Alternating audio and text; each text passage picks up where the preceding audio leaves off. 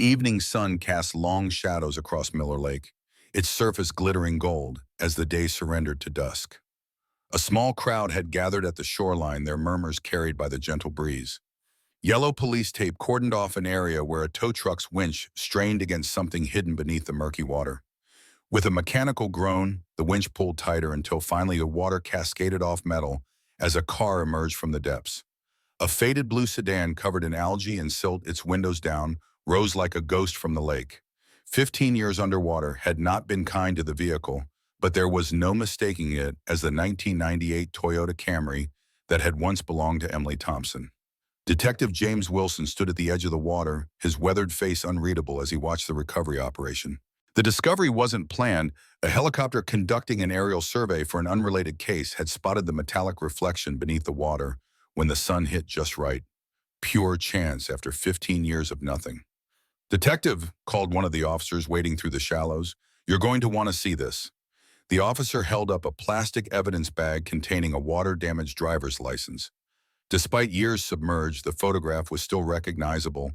A woman in her mid-30s with warm eyes and a gentle smile. Emily Thompson, who had left home to go shopping on June 17, 2008, and never returned. "Any sign of—" Wilson didn't finish the question. "No bodies, sir. The car's empty." Wilson nodded his gaze, turning toward the road where a young man was now pulling up in a silver sedan. Ryan Thompson had arrived. Ryan Thompson gripped the steering wheel tightly as he parked his car near the police vehicles. At 31, he carried himself with the composure of someone who had been forced to grow up too quickly. His dark hair, now flecked with premature gray at the temples, was neatly trimmed, the look of a professional who took pride in his appearance. After putting himself through night school to earn his law degree while helping to raise his siblings, he had developed the measured caution of someone who couldn't afford mistakes. But tonight, his carefully constructed composure was cracking. 15 years. 15 years of wondering, of explaining to his younger siblings, of watching his father retreat into himself. 15 years of being told to accept that his mother had abandoned them all. And now, finally, something concrete. He had been preparing a case file in his office when Detective Wilson called with news that left him momentarily speechless. "We found your mother's car, Ryan, in Miller Lake." Ryan stepped out of his car, eyes immediately finding the blue Camry now resting on the shore water, still dripping from its frame. He approached slowly, as if moving too quickly might cause this long-awaited evidence to dissolve like a mirage. "Ryan!" Detective Wilson greeted him with a firm handshake. They had known each other for years, Wilson having been the lead detective when Emily first disappeared. Even as the case went cold and other officers moved on, Wilson had kept the file open, checking in with the Thompson family on the anniversary each year. "Is it really hers?" Ryan asked, though he already knew the answer. "It's your mother's car," Wilson confirmed. "License plate matches, and we found her driver's license inside. No sign of remains." Ryan stared at the vehicle, his mind racing with questions. "What else did you find?" "Some personal effects, her purse, some shopping receipts, a few other items we're still cataloging. The technical team is processing everything now." "I need to see it all," Ryan said, his voice tight with emotion. "You will," Wilson had promised. "But there's something else. I think you should bring your father and siblings out here. They should see this too." Ryan hesitated. "My father hasn't left the house for anything besides medical appointments in years." "I understand that, but this is important. This is the first real break in your mother's case in 15 years. Ryan nodded slowly. "I'll call them now." The Thompson family home was a modest single-story ranch house in the suburbs, modified years ago to accommodate Robert Thompson's wheelchair. Though the yard was well-maintained and the exterior freshly painted, largely Ryan's doing during his weekend visits, there was something hollow about the place, as if it were merely a shell trying to appear normal from the outside. Inside, the evening ritual was underway. Robert Thompson, now 52 but looking much older, sat at the head of the dining table in his wheelchair. His once athletic frame had withered somewhat after the accident that had left him paralyzed from the waist down 16 years ago. His face still handsome, but lined with years of pain, both physical and emotional, watched his children with quiet pride. Lisa, 26, was setting the table with the precision of someone who had performed this task thousands of times. Her practical nature had made her the household manager after their mother's disappearance. Now working as a nurse, she had inherited her mother's nurturing instincts, but coupled them with a hardened pragmatism born from loss. Ben, 24, was helping Sarah in the kitchen. Where his older brother Ryan had channeled his grief into determination, Ben had turned to academics, burying himself in books and eventually becoming a high school science teacher. He moved with a restless energy, as if standing still too long might force him to confront unwelcome thoughts. Sarah, 20, checked the lasagna in the oven.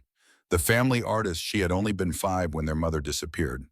Her memories of Emily were fragmented, pieced together from photographs and stories. Her art often featured women with their faces turned away, a detail her college professors found hauntingly evocative, but whose origin was painfully obvious to her family. The youngest, Michael, 16, sprawled on the couch scrolling through his phone. Just a year old when Emily vanished, he had no conscious memories of his mother at all. His relationship with her was purely theoretical, like believing in a country you have only seen in pictures. He'd been raised entirely by his father and siblings, a fact that sometimes left him feeling like an outsider in his own family's grief. "Dinner's ready," Sarah announced, carrying the steaming lasagna to the table. "Michael, put your phone away and come eat," Lisa called. Michael sighed dramatically but complied, sliding into his usual seat at the table.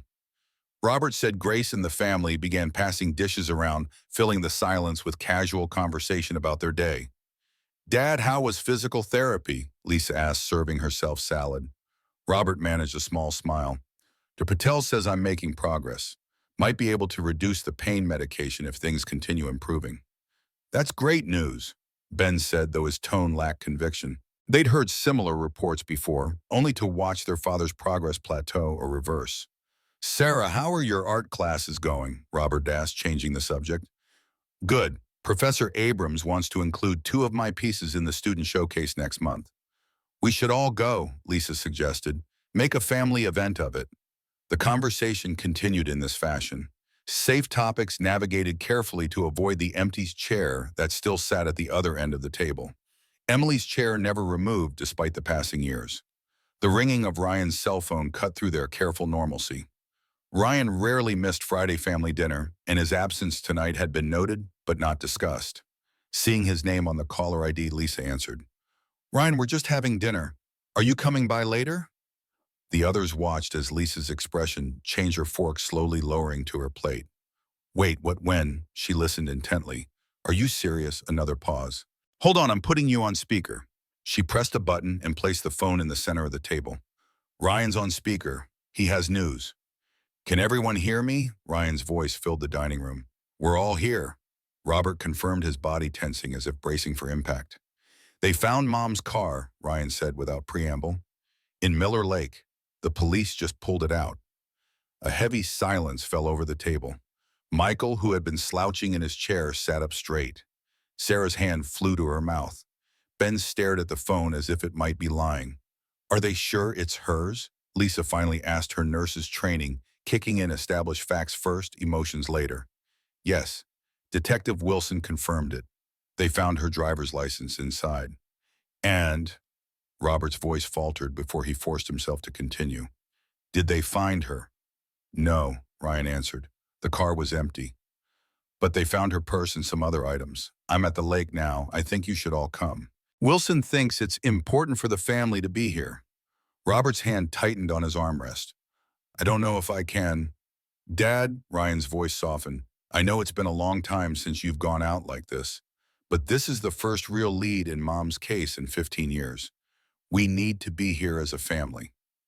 Robert closed his eyes briefly, then nodded. "All right, we'll come." "I'll help Dad get ready," Lisa said, already standing. "I'll drive," Ben offered. "We'll be there in 30 minutes, Ryan," Lisa told her brother before ending the call. As the family mobilized, each lost in their own thoughts, Michael hung back, watching them with a strange expression. "What is it?" Sarah asked, noticing his hesitation. "I just—" Michael shrugged, uncomfortable. "I don't even remember her." "Not really. And now there's this car, and everyone's acting like it changes everything." Sarah put an arm around her youngest brother's shoulders. "It doesn't have to change everything, but it might help us understand what happened. Don't you want to know the truth?" Michael nodded slowly. "Yeah, I guess I do." The Thompson family arrived at Miller Lake just as portable floodlights were being set up to illuminate the recovery operation in the fading daylight. Ryan walked over to meet them as Ben helped their father into his wheelchair from the adapted family van. Lisa assessed the scene with critical eyes, noting the police tape, the tow truck, and the small crowd of onlookers that had gathered despite the officials' attempts to maintain privacy. Sarah kept close to Michael, one hand protectively on his shoulder. "Detective Wilson is over by the car," Ryan told them, leading the way. As they approached the full impact of seeing Emily's car, now a rusted, algae-covered shell hit each of them differently. Robert's face drained of color as he stared at the vehicle his wife had driven to go shopping 15 years ago. Lisa pressed her lips together in a thin line, maintaining her composure through sheer force of will. Ben walked slowly around the car, examining it with a teacher's analytical eye. Sarah began sketching in the small notebook she always carried, capturing the scene in quick, nervous strokes. Michael simply stared, trying to connect this piece of wreckage to the mother he'd never known. "Mr. Thompson," Detective Wilson greeted Robert respectfully. "I'm sorry we're meeting again under these circumstances." Robert nodded stiffly. "What can you tell us, Detective?" "The car was discovered during a routine aerial survey for another case. It appears to have been deliberately driven into the lake. The windows were down and allowing it to fill with water and sink quickly." "Suicide?" Lisa asked bluntly. "We can't rule anything out yet," Wilson replied carefully, "but there are some unusual aspects to the case." "Like what?" Ryan pressed. Wilson hesitated, glancing at Michael. "He's 16, Ryan said. "He deserves to know as much as the rest of us." With a nod, Wilson continued. "We found several items in the car that raised questions. Emily's purse was in the glove compartment, along with her wallet and identification. We also found a pair of men's sunglasses with the name Kevin engraved on one arm." "I knew it," Lisa said bitterly. "She left with someone else." "We don't know that," Ryan countered sharply. "Then explain the sunglasses," Ben joined in. "Mom didn't exactly have male friends Dad didn't know about." "There's more," Wilson interrupted before the siblings could argue further. "We found a receipt in the car. It's water damaged, but our lab was able to make out most of the text. It's for a storage unit rental dated 3 months after your mother's disappearance, but under the name Rebecca Carter." Ryan's eyebrows shot up. "A fake name? The signature, though damaged, bears a strong resemblance to your mother's handwriting," Wilson confirmed. "So she did plan to disappear."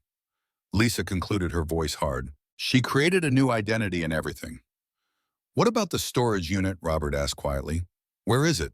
"It's in an industrial district on the outskirts of town," Wilson answered.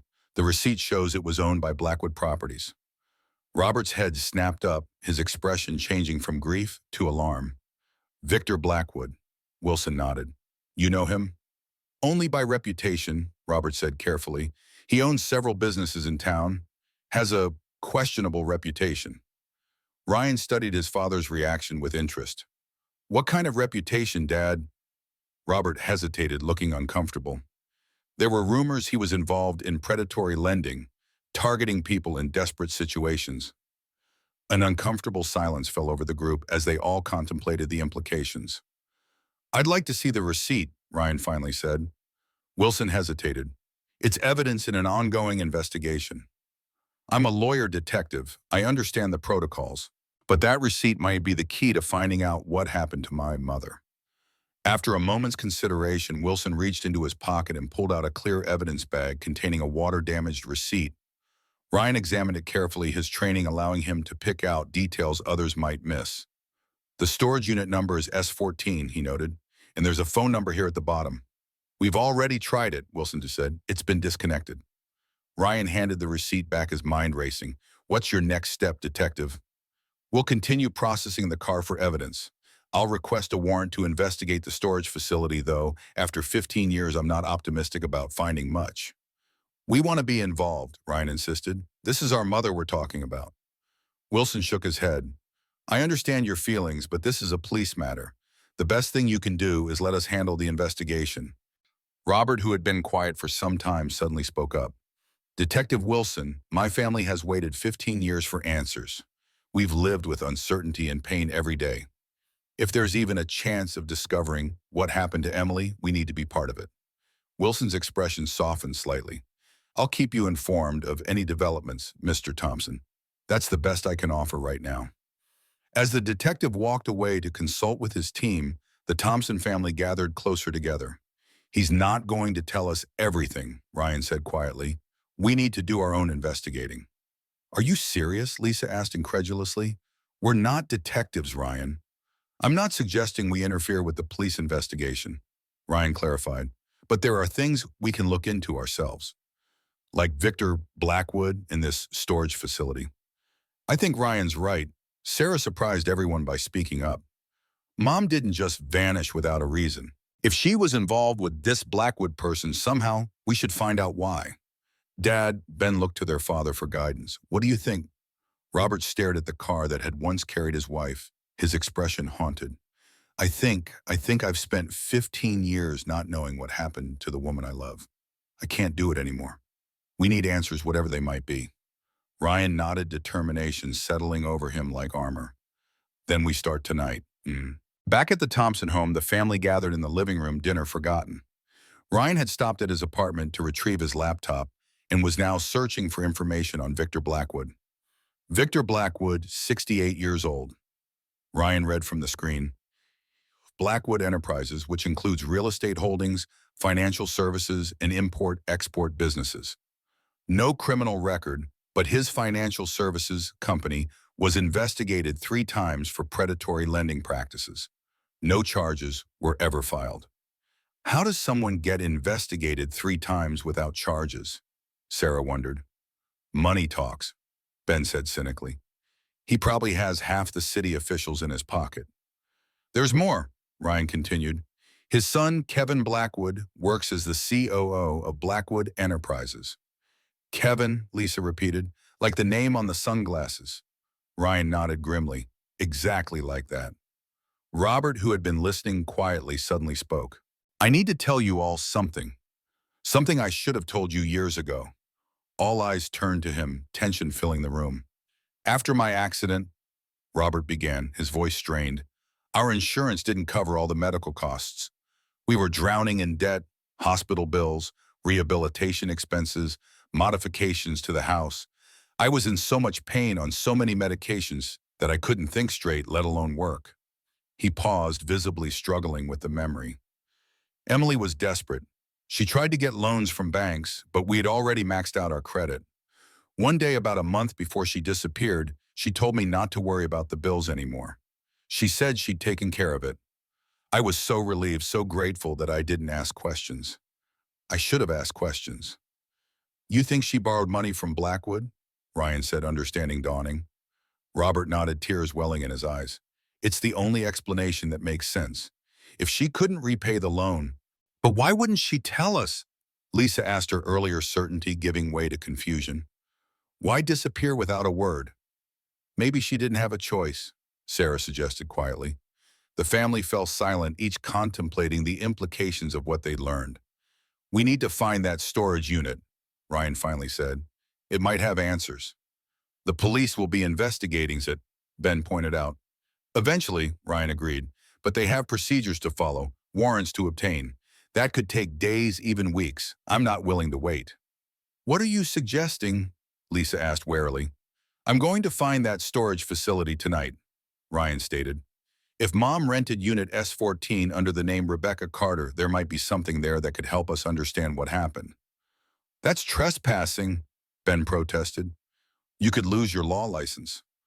Only if I get caught, Ryan replied, and only if I actually break in, which I'm not planning to do. I just want to scout the location, see what we're dealing with. I'm coming with you, Sarah declared. No, Ryan and Lisa said simultaneously. I'm not a child, Sarah insisted. I want to help find Mom as much as any of you. It could be dangerous, Ryan argued. Then you shouldn't be going alone, Sarah countered. She's right, Robert intervened. If you're determined to do this, Ryan, you shouldn't go alone. But I don't want Sarah involved in anything potentially illegal. I'll go, Ben offered unexpectedly. 2 sets of eyes are better than one, and I can keep watch while you look around. Ryan considered this, then nodded. All right. Ben comes with me. The rest of you stay here. If we find anything, we'll call immediately. Be careful, Robert cautioned. If Blackwood is involved in your mother's disappearance, he's not someone to be taken lightly. We will, Ryan promised. We'll just look around and come straight back. As Ryan and Ben prepared to leave, Michael, who had been uncharacteristically quiet throughout the discussion, finally spoke up. "Do you really think you'll find Mom?" he asked, his voice small. The question hung in the air, laden with 15 years of uncertainty. Ryan crossed the room and knelt before his youngest brother, placing his hands on Michael's shoulders. "I don't know," he answered honestly, "but I promise you this, we're going to find out what happened to her. One way or another, we'll get the truth." Michael nodded, seemingly satisfied with this answer. Ryan stood, exchanged a determined look with Ben, and headed for the door. The search for Emily Thompson had begun in earnest. The industrial district was eerily quiet at night, populated by warehouses and storage facilities with few signs of activity. Ryan drove slowly down the poorly lit streets, consulting the GPS on his phone. "Blackwood Properties should be 2 blocks ahead on the right," he told Ben, who was scanning the buildings they passed. "This doesn't feel right," Ben muttered. "We should have brought Wilson with us. And tell him what that dad thinks Mom borrowed money from a loan shark that we're investigating based on a hunch he'd shut us down immediately." "Maybe with good reason," Ben countered. "We're lawyers and teachers, not detectives." Ryan didn't respond, focusing instead on the road ahead. Finally, he spotted a sign, "Blackwood Storage and Warehousing." He pulled into a small parking lot adjacent to a series of low-slung buildings surrounded by chain-link fencing. "This is it," he said, cutting the engine, but leaving the keys in the ignition. "Remember, we're just looking around. If anyone asks, we're interested in renting a unit and wanted to check out the facility first." Ben nodded, though he still looked uncomfortable with the whole situation. They exited the car and approached the main gate, which was secured with a heavy padlock. A small security office stood just inside the fence, a light visible through its window. "There's someone here," Ben whispered unnecessarily. As they hesitated by the gate, the door to the security office opened and an older man emerged. He appeared to be in his 60s, with a weathered face and alert eyes that immediately spotted them. "Can I help you, gentlemen?" he called, approaching the gate. His tone was polite but wary. Ryan stepped forward, adopting his most professional demeanor. "Good evening. I'm interested in renting a storage unit and wanted to get a feel for the facility." The guard's expression remained neutral. "Office hours are 9 to 5 Monday through Friday. You'll need to come back tomorrow." "I understand," Ryan said smoothly. "It's just that my schedule is quite tight with work, and I happen to be in the area tonight. Is there any chance you could show us around quickly? We wouldn't take much of your time." The guard studied them for a moment, his gaze lingering on Ryan longer than seemed necessary. "You looking for something specific?"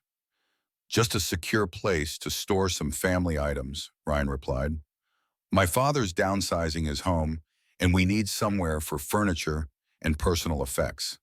At the mention of family items, something flickered in the guard's eyes, recognition perhaps, or wariness. "What did you say your name was?" Ryan hesitated only briefly. "Ryan Thompson. This is my brother Ben." The guard's reaction was subtle but unmistakable, a slight stiffening of his posture, a narrowing of his eyes. He knew their name. "Thompson," he repeated slowly. "Any relation to Robert Thompson?" Ryan and Ben exchanged a quick glance. "He's our father," Ryan confirmed. "Do you know him?" Instead of answering, the guard pulled out a ring of keys and unlocked the gate. "Come inside, we should talk." Ryan's instincts told him to be cautious, but his determination to find answers overrode his hesitation. He nodded to Ben, and they followed the guard through the gate and toward the security office. The office was small and sparsely furnished, a desk with a computer monitor showing security camera feeds, a filing cabinet, and a coffee maker on a small table in the corner. The guard gestured for them to sit in 2 folding chairs while he took the seat behind the desk. "My name's Harold Jenkins," he introduced himself. "I've worked security here for almost 20 years. I knew your mother." Ryan felt as if the air had been sucked from his lungs. Beside him, Ben leaned forward, his earlier reluctance forgotten. "You knew our mother," Ryan repeated. "How?" Harold's weathered face creased with what might have been regret. "She came here about 15 years ago, used the name Rebecca Carter, but I knew who she really was. Hard to forget a woman in her situation." "What situation?" Ben demanded. "What happened to her?" Harold held up a hand. "Before I say anything more, I need to know something. That car they found in Miller Lake, it was your mother's, wasn't it? It's all over the news." Ryan nodded. "They found it today. Her driver's license was inside, along with a receipt for a storage unit here. Unit S14. Harold sighed heavily, rubbing his face with one hand. I figured this day would come eventually. Nothing stays buried forever. He looked directly at Ryan. What do you know about Victor Blackwood? Not much, Ryan admitted. A businessman with questionable ethics. We think our mother may have borrowed money from him after our father's accident. She did more than borrow, Harold said grimly. She got caught in Blackwood's web like so many others. He doesn't just run a predatory lending up or that's just the front. Front for what? Ben asked. Harold leaned forward, lowering his voice despite them being alone. Blackwood finds people in desperate situations, medical debt, gambling, problems, underwater mortgages. He offers them loans with terms that seem reasonable at first. But there's always fine print, always a catch. When they can't pay, he offers an alternative, work it off. Work it off how? Ryan asked, though he was beginning to suspect the answer. Different ways for different people. Some do legitimate work, accounting, IT, legal services. Others, the ones with fewer marketable skills, get put into his other businesses. What kind of businesses? Ben pressed. Harold's expression darkened. The kind that operate across international waters. Import-export, he calls it. But what he's really importing and exporting are people. Labor for factories overseas mostly, some for other purposes. Ryan felt sick. Are you saying our mother was trafficked? Not exactly, Harold clarified. Your mother was smart, college-educated. Blackwood put her to work in his documentation department creating false identities, papers, that sort of thing. That's why she was here at this facility. Unit S14 was one of the document processing centers. So she was forced to work for him, Ben concluded, but for 15 years without any contact. Harold nodded solemnly. Blackwood keeps tight control of his people, separates them from their families, moves them around frequently, uses threats to keep them in line. What kind of threats? Ryan asked, though he already knew. The worst kind, Harold confirmed. Threats against their families. Your mother wasn't just working to pay off a debt, gentlemen. She was working to keep you all safe. The revelation hit Ryan and Ben like a physical blow. All these years, they'd lived with the belief that their mother had abandoned them. The truth was almost too painful to bear. She had sacrificed her freedom, her life with them, to protect them. Is she? Ryan couldn't finish the question. Alive last I knew, yes, Harold said, but I haven't seen her in almost a year. Blackwood moves his operation around to avoid detection. Most recently, I heard they were operating out of a cargo ship called the Northern Star. We need to find her, Ryan said, determination hardening his voice. Can you help us? Harold hesitated. What I've told you already could get me killed if Blackwood found out. His son Kevin handles the day-to-day operations now, and he's even more ruthless than his father. Kevin, Ben repeated. We found sunglasses with that name in Mom's car. Harold nodded. Kevin was directly involved in your mother's case. He was the one who processed her when she couldn't pay the loan. Ryan leaned forward, his eyes intense. Harold, please. We spent 15 years not knowing what happened to our mother. If there's any chance she's still alive, if there's anything you can do to help us find her, I'm begging you. The old security guard studied Ryan for a long moment, then sighed. There's a shipping manifest in the office filing cabinet. It might show the Northern Star's next port of call. But if I help you, you have to promise me something. Name it, Ryan said without hesitation. When you find Blackwood, you make sure he goes down for good.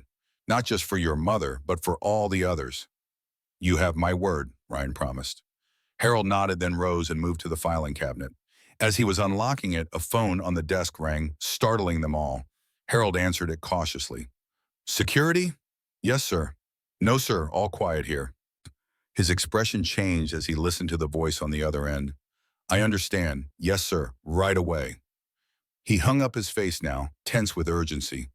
That was Kevin Blackwood. They know the police found the car. They're clearing out the operation, moving everything offshore immediately. You need to leave now. But the manifest, Ryan began. No time. Harold cut him off. The Northern Star is docked at Pier 7. It's scheduled to depart at midnight. That's less than 2 hours from now. We need to call Detective Wilson, Ben said, already pulling out his phone. Do it from your car, Harold urged, ushering them toward the door. Blackwood has people in the police department. You can't trust anyone until you know who's on his payroll. As they hurried back to the gate, Harold pressed a key card into Ryan's hand. This will get you through the security gates at the port. Tell them you're with Jenkins Freight Forwarding. Come with us, Ryan urged. You can tell the police everything you know. Harold shook his head. I can do more good here. I'll delay the cleanup as long as I can make sure they don't destroy evidence. Now go quickly. Ryan gripped the old man's shoulder briefly. Thank you, Harold. Don't thank me, Harold replied grimly. I've been part of this for too long. Looked the other way too many times. Just find your mother and stop Blackwood. That'll be thanks enough. Ryan and Ben hurried back to their car, minds reeling from everything they'd learned. As they pulled away from the storage facility, Ben was already dialing Detective Wilson's number. We need to get to that ship, Ryan said, accelerating toward the main road. If Mom is on board, we'll find her, Ben assured him, waiting for Wilson to answer. After 15 years, we're finally going to bring her home. The call connected just as they reached the highway, the detective's voice filling the car. As Ben quickly explained what they'd discovered, Ryan pushed the speed limit, racing against the clock. 15 years of questions were about to be answered one way or another. The port sprawled before them like an industrial labyrinth. Massive cranes silhouetted against the night sky, stacked shipping containers creating steel canyons, and the distant glow of cargo ships dotting the waterfront. Ryan drove with single-minded focus, navigating through the maze of access roads, while Ben maintained a tense conversation with Detective Wilson. We're heading to Pier 7 now, Ben explained, his voice tight with urgency. The Northern Star is scheduled to depart at midnight. I need you to wait for backup, Wilson's voice commanded through the speaker. I'm mobilizing a team, but it will take at least 30 minutes to get proper authorization and personnel in place. We don't have 30 minutes, Ryan called out loud enough for Wilson to hear. If that ship leaves port, we could lose Mom forever. There was a pause on the line before Wilson spoke again, his tone shifting from authoritative to concerned. Ryan, Ben and Mice, I understand what you're feeling right now, but rushing into this situation could put both you and your mother in danger. Blackwood's operation isn't just some small-time criminal enterprise. If Harold's information is accurate, we're talking about a sophisticated human trafficking ring with international connections. Which is exactly why we can't wait, Ryan insisted as he turned onto the port access road. Harold said they're clearing out the operation. They know the police found Mom's car. A security checkpoint loomed ahead, a barrier blocking the road with a uniformed guard stationed in a small booth. Ryan slowed the car, reaching for the key card Harold had given him. We're approaching the port security gate now, Ben informed Wilson. We'll call you once we've confirmed the ship's location. Damn it, listen to me. Wilson's voice grew more urgent. Do not attempt to board that vessel. Observe only. I'm 10 minutes out with 2 patrol cars and more units are en route. Coast Guard has been notified. Understood, Ben replied, though he exchanged a look with Ryan that suggested otherwise. We'll be careful. He ended the call as they reached the checkpoint. The guard, a heavy-set man with a bored expression, stepped out of his booth and approached their vehicle. Port's closed to visitors after hours, he stated flatly, shining a flashlight into the car. Business access only. Ryan held up the key card, keeping his expression neutral, despite the adrenaline coursing through his veins. Jenkins Freight Forwarding. We have cargo on the Northern Star that needs verification before departure. The guard examined the card, then consulted a clipboard. After an excruciating moment that felt much longer than it was, he nodded and handed the card back to Ryan. Pier 7 far end. Follow the green line painted on the road. The barrier lifted and Ryan drove through, releasing a breath he hadn't realized he'd been holding. That was too easy, Ben muttered as they followed the green line deeper into the port complex. Let's hope our luck holds, Ryan replied, scanning the area for signs of the Northern Star. The port was surprisingly active for the late hour, with forklifts moving cargo and workers securing containers for transport. No one paid much attention to their car as they wound their way through the labyrinthine paths between towering stacks of shipping containers. Finally, they rounded a corner and saw it, a massive cargo vessel docked at Pier 7, its hull illuminated by floodlights. The name Northern Star was painted in bold letters across its bow. Even from a distance, they could see frantic activity on the deck and dock, with workers loading the last of the cargo under the supervision of several men in dark clothing. There it is, Ryan said, his voice barely above a whisper. He pulled into a shadowed area between container stacks about 100 yards from the ship, positioning the car to maintain visual contact while remaining hidden. What's the plan? Ben asked, his earlier reluctance now replaced with tense anticipation. Ryan studied the scene, his lawyer's mind assessing risks and options. Wilson said to observe only, and he's right. We're not equipped to take on Blackwood's operation ourselves. He pulled out his phone and began recording video of the loading process, making sure to capture clear footage of the men supervising the operation. Look there, Ben pointed toward a group being escorted up the gangway. Those don't look like crew members. Ryan zoomed in with his phone camera. About a dozen people, mostly women, were being led aboard the ship.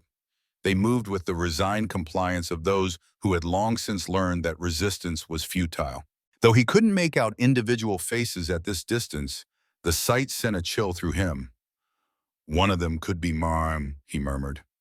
Ben reached for the door handle. We need to get closer. Wait, Ryan cautioned, grabbing his brother's arm. We need to be smart about this. Wilson will be here soon with backup. In 10 minutes, that ship could be pulling away from the dock, Ben argued. We need to confirm if Mom's on board. Before Ryan could respond, his phone vibrated with an incoming call. Detective Wilson's name flashed on the screen. Wilson, Ryan answered immediately. We've located the Northern Star at Pier 7. They're loading people on board now.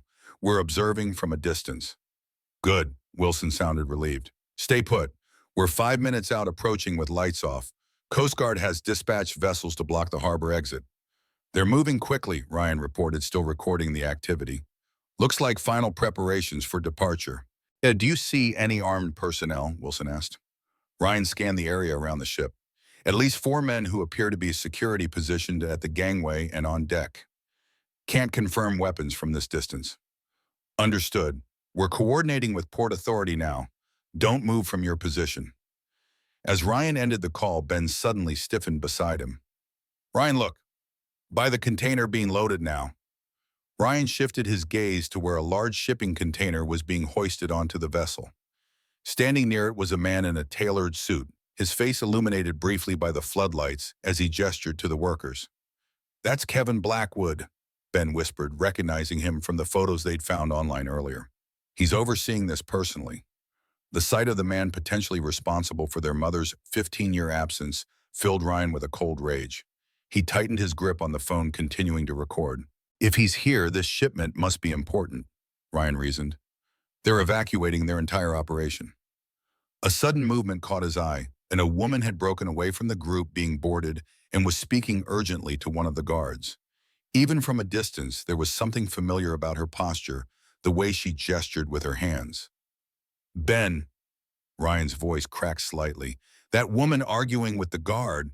Ben leaned forward, straining to see. I can't tell from here. Do you think it's... I don't know, Ryan admitted, his heart racing. But something about her. The woman was being firmly guided back to the group by the guard, her resistance clearly futile.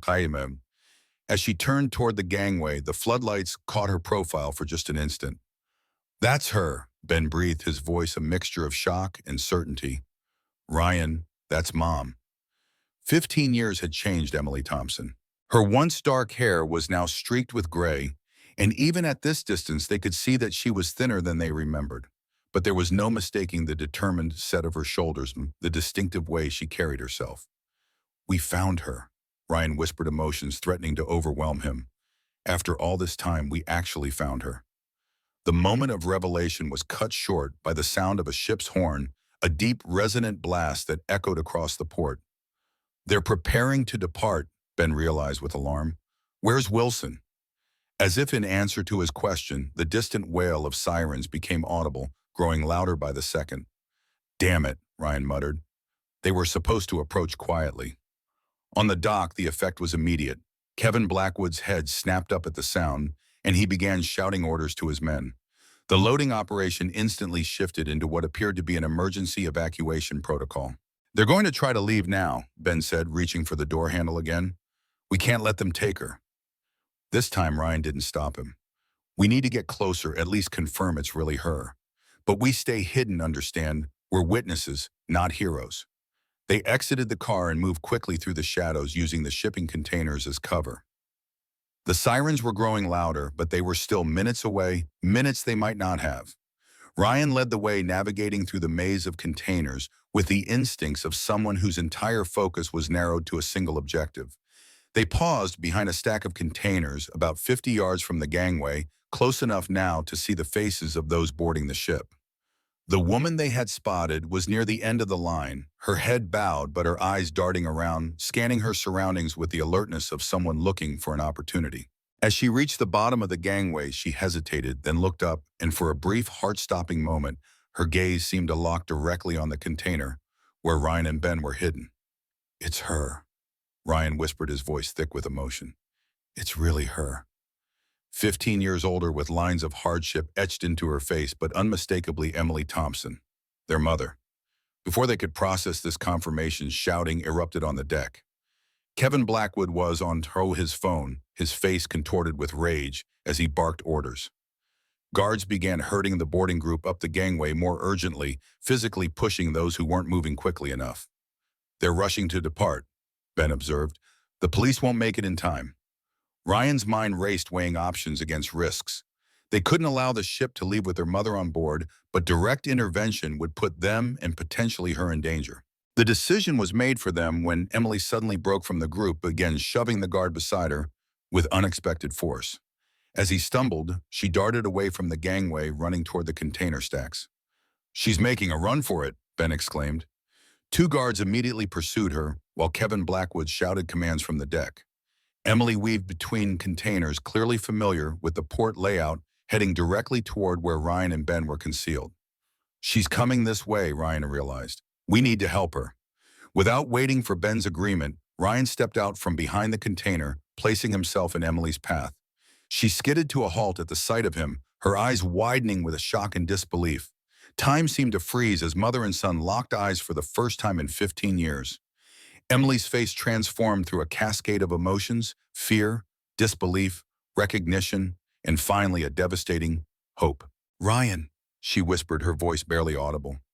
"Mom," he responded, his own voice breaking. "We found you." The moment shattered as shouts from the pursuing guards grew closer. Emily's expression hardened with sudden resolve. "You shouldn't be here," she said urgently. "They'll kill you if they find you." "We're not leaving without you," Ryan insisted, reaching for her hand. Ben appeared beside them. "Mom, the police are almost here. We just need to hide until they arrive." Emily's gaze shifted to her second son, fresh tears welling in her eyes. "Ben, you're so grown up." The sound of running footsteps cut short their reunion. Emily's face set with determination as she made a split-second decision. "This way," she urged, pulling them deeper into the container maze. "I know somewhere we can hide." She led them through a dizzying series of turns, clearly familiar with the layout. After several breathless minutes of evasion, they reached a small maintenance shed nestled between container stacks. "In here," Emily directed, producing a key from her pocket to unlock the door. "Quickly." They slipped inside the dark space, which was cramped but offered welcome concealment. Emily locked the door behind them and felt along the wall until she found a switch illuminating the space with dim light from a single bulb. For a moment, they simply stared at each other, the reality of their reunion too overwhelming for words. Emily looked older than her 50 years, her once vibrant appearance now marked by hardship. But her eyes, the same warm brown that Ryan remembered, still held the fierce intelligence and determination that had defined her. "I can't believe you're here," she finally said, her voice thick with emotion. "How did you find me?" "They found your car in Miller Lake," Ryan explained quickly. "Detective Wilson is leading the investigation. We met Harold Jenkins at the storage facility, and he told us about Blackwood and the Northern Star." Emily closed her eyes, briefly absorbing this information. "Harold, I should have known he'd help you if he could." "Mom, what happened?" Ben asked, the question that had haunted them for 15 years finally given voice. "Why did you disappear?" Pain flashed across Emily's face. "There's so much to explain and we don't have time right now. But the short version is that I borrowed money from Victor Blackwood after your father's accident. The medical bills were crushing us and the banks wouldn't help." "Dad figured that part out," Ryan said. "But why not tell us? Why disappear?" "Because of the terms of the loan," Emily replied, her voice hardening. "When I couldn't make the payments, Kevin Blackwood gave me a choice. Either I work for his father to pay off the debt, or they would collect from my family." "But collect how?" Ben Brett asked, though the answer was written in Emily's haunted expression. "They threatened to harm you all," she confirmed. "They showed me pictures of you, of your father, of the kids at school. They knew everything about our lives. They made it very clear what would happen if I didn't cooperate or if I tried to contact you." Ryan's jaw tightened with anger. So you've been their prisoner for 15 years. Emily nodded, her composure cracking slightly. At first, I thought it would be temporary just until I worked off the debt, but they kept adding interest expenses, penalties. There was never an end in sight. And every time I considered running or reaching out to you, they would casually mention something about one of you, Michael's baseball game, Sarah's art class, your law school applications, just to remind me they were still watching. What did they make you do? Ben asked. I worked in their documentation department, Emily explained, creating false identities papers for their employees. I have a background in graphic design, so I was useful to them. The last few years, they've had me on their ships processing paperwork for their overseas operations. The sound of sirens was much closer now, and flashing lights were visible through the shed's small window. The police are here, Ryan observed. We need to let them know where we are. He pulled out his phone to call Wilson, but Emily grabbed his wrist, her expression urgent. Wait, there's something else you need to know. Kevin Blackwood has people inside the police department. That's how they've operated undetected for so long. Ryan paused, remembering Harold's similar warning. Wilson's a good cop. I trust him. Maybe, Emily conceded, but be careful what information you share until you're certain who's on Blackwood's payroll. Ryan nodded and made the call, keeping the details minimal. Wilson, it's Ryan Thompson. We found my mother. We're hiding in a maintenance shed in section D6 of the container yard. Yes, she's safe. No, we haven't been spotted. Understood, we'll stay put. He ended the call and turned back to Emily and Ben. Wilson says to remain hidden. They're securing the ship and the dock now. Emily seemed to relax slightly, though her eyes remained vigilant. How is your father and the others? Dad's still in the wheelchair, Ben replied. He never fully recovered from the accident, but he's stable. Lisa's a nurse now. She practically raised us after you were gone. And Sarah, Emily asked, her voice softening. Michael. Sarah's in college studying art, Ryan told her. She's really talented. Michael is 16 now. He was just a baby when you disappeared. He doesn't really remember you. Pain flashed across Emily's face at this last revelation. 15 years, she whispered. I've missed so much. But you're coming home now, Ben said firmly. It's finally over. Emily didn't appear convinced. The Blackwoods won't give up easily. As long as they're free, none of us will be truly safe. Before Ryan could respond, his phone vibrated with a message from Wilson. We have the ship secured, multiple arrests made. Safe to come out. Meet at east entrance of container yard. They've secured the area, Ryan reported. Wilson says we can come out now. Emily hesitated, the years of forced caution making her wary. Are you sure it's safe? We'll stay together, Ryan assured her, reaching for her hand. No one's separating us again. The three of them exited the shed cautiously, Emily instinctively staying between her sons as they navigated through the container maze toward the east entrance. The port was now alive with flashing police lights, and they could see officers leading handcuffed individuals toward patrol cars.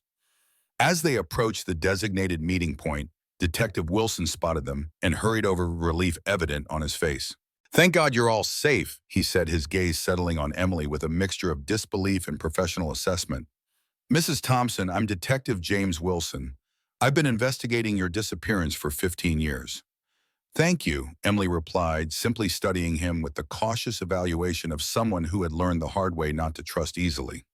We need to get you to a secure location, Wilson continued. We've made several arrests, including some of Blackwood's key operatives, but Kevin Blackwood himself isn't among them. He managed to escape during the initial confusion. Ryan felt Emily tense beside him. What about the people on the ship? We've detained everyone aboard for questioning, Wilson assured her. Initial assessment suggests most are victims like yourself forced to work for the Blackwood operation. We're bringing in victim services and appropriate support. Emily nodded, some of the tension leaving her shoulders. They need protection. Blackwood will try to silence them. We're aware of the risk, Wilson acknowledged. Now, if you're up for it, I'd like to take your preliminary statement at the station. Your testimony will be crucial in building our case. Emily looked to Ryan and Ben, uncertainty in her eyes. We'll be with you the whole time, Ryan promised. And then we're taking you home. The word home seemed to catch Emily off guard, her composure momentarily cracking to reveal the depth of emotion she'd been suppressing. She nodded wordlessly, unable to speak past the lump in her throat.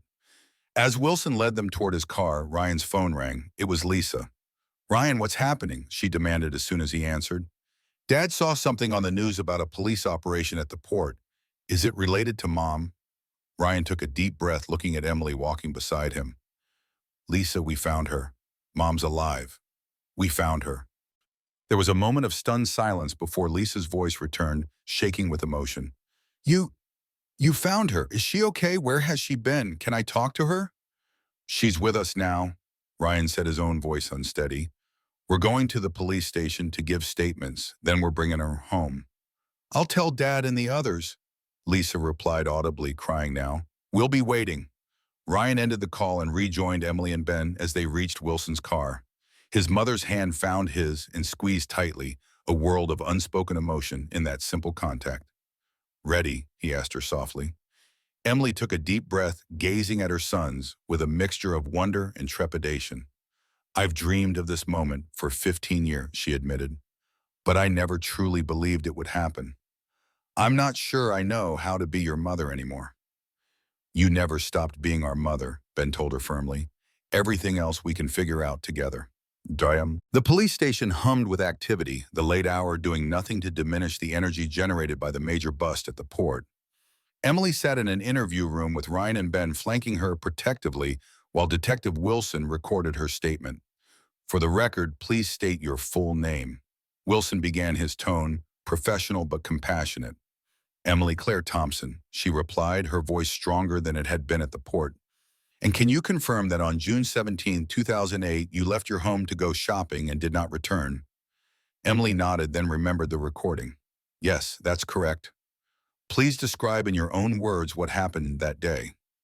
Emily took a steadying breath. "I left the house around 10 a.m. to go grocery shopping. In the parking lot of the store, I was approached by Kevin Blackwood. He said we needed to discuss my payment schedule." "This was regarding a loan you had taken from Victor Blackwood?" "Yes. 3 months earlier, I had borrowed a $150,000 to cover my husband's medical expenses after his accident. The banks had refused us because of our existing mortgage and credit card debt. Victor Blackwood offered terms that seemed reasonable at the time, 10% interest, 5-year repayment plan." "But those weren't the actual terms," Wilson prompted. Emily's expression hardened. "No. After the first payment, they claimed I had violated a clause in the fine print by being 3 days late. The penalty was an immediate doubling of the interest rate. When I protested, they showed me where I had initialed the clause. I couldn't make the increased payments." "So what happened in the parking lot that day?" "Kevin told me that since I couldn't meet the financial terms, there was an alternative arrangement to consider. He instructed me to follow him to their office to discuss it. When I hesitated, he showed me photos on his phone, photos of my children at school, my husband at physical therapy. He said it would be a shame if anything happened to them." Ryan's fist clenched under the table at this revelation, but he remained silent, letting his mother tell her story. "I followed him to an office building downtown," Emily continued. "There, Victor Blackwood explained that I could work off my debt by providing specialized services to their organization. He said I had skills they could use in their documentation department. Creating fraudulent identification and paperwork," Wilson clarified. "Yes, they needed someone with graphic design experience. When I refused, Victor showed me more surveillance photos of my family and explained exactly what would happen to them if I didn't cooperate or if I tried to contact them or the authorities." "What about your car?" "It was found submerged in Miller Lake." Emily's face darkened with the memory. "That was part of my disappearance. Kevin drove me to the lake that night after I'd been at their office for hours. He had one of his men drive my car. They made me leave my purse and ID in the glove compartment. Then they rolled down the windows and pushed it into the water. Kevin told me that as far as the world was concerned, Emily Thompson had vanished without a trace. And for 15 years, they kept you working for their operation." "Yes, first at the storage facility document center, creating false identities for their trafficking victims. Later, they moved me to their ships when they expanded their international operations. I was valuable to them because of my skills, so they kept me relatively safe, but always under guard." "Did you ever try to escape?" Emily glanced at her sons before answering. "3 times. The first time, about 6 months after my disappearance, I managed to slip away during a transfer between facilities. I got as far as a bus station before they caught me. The punishment was severe. She unconsciously rubbed her wrist where Ryan noticed a faint scar he didn't remember. The second time was 2 years later. I'd earned some trust by then, so security was lighter. I actually made it to a police station in another city, but the officer I spoke to made a call, and 30 minutes later, Kevin Blackwood walked in. He had a friendly chat with the officer, then took me home. That's when I realized they had people inside law enforcement. And the third time, Wilson asked, that was about 5 years ago. I'd been transferred to their shipping operation by then. I tried to leave a note with a dock worker at a foreign port asking him to contact my family.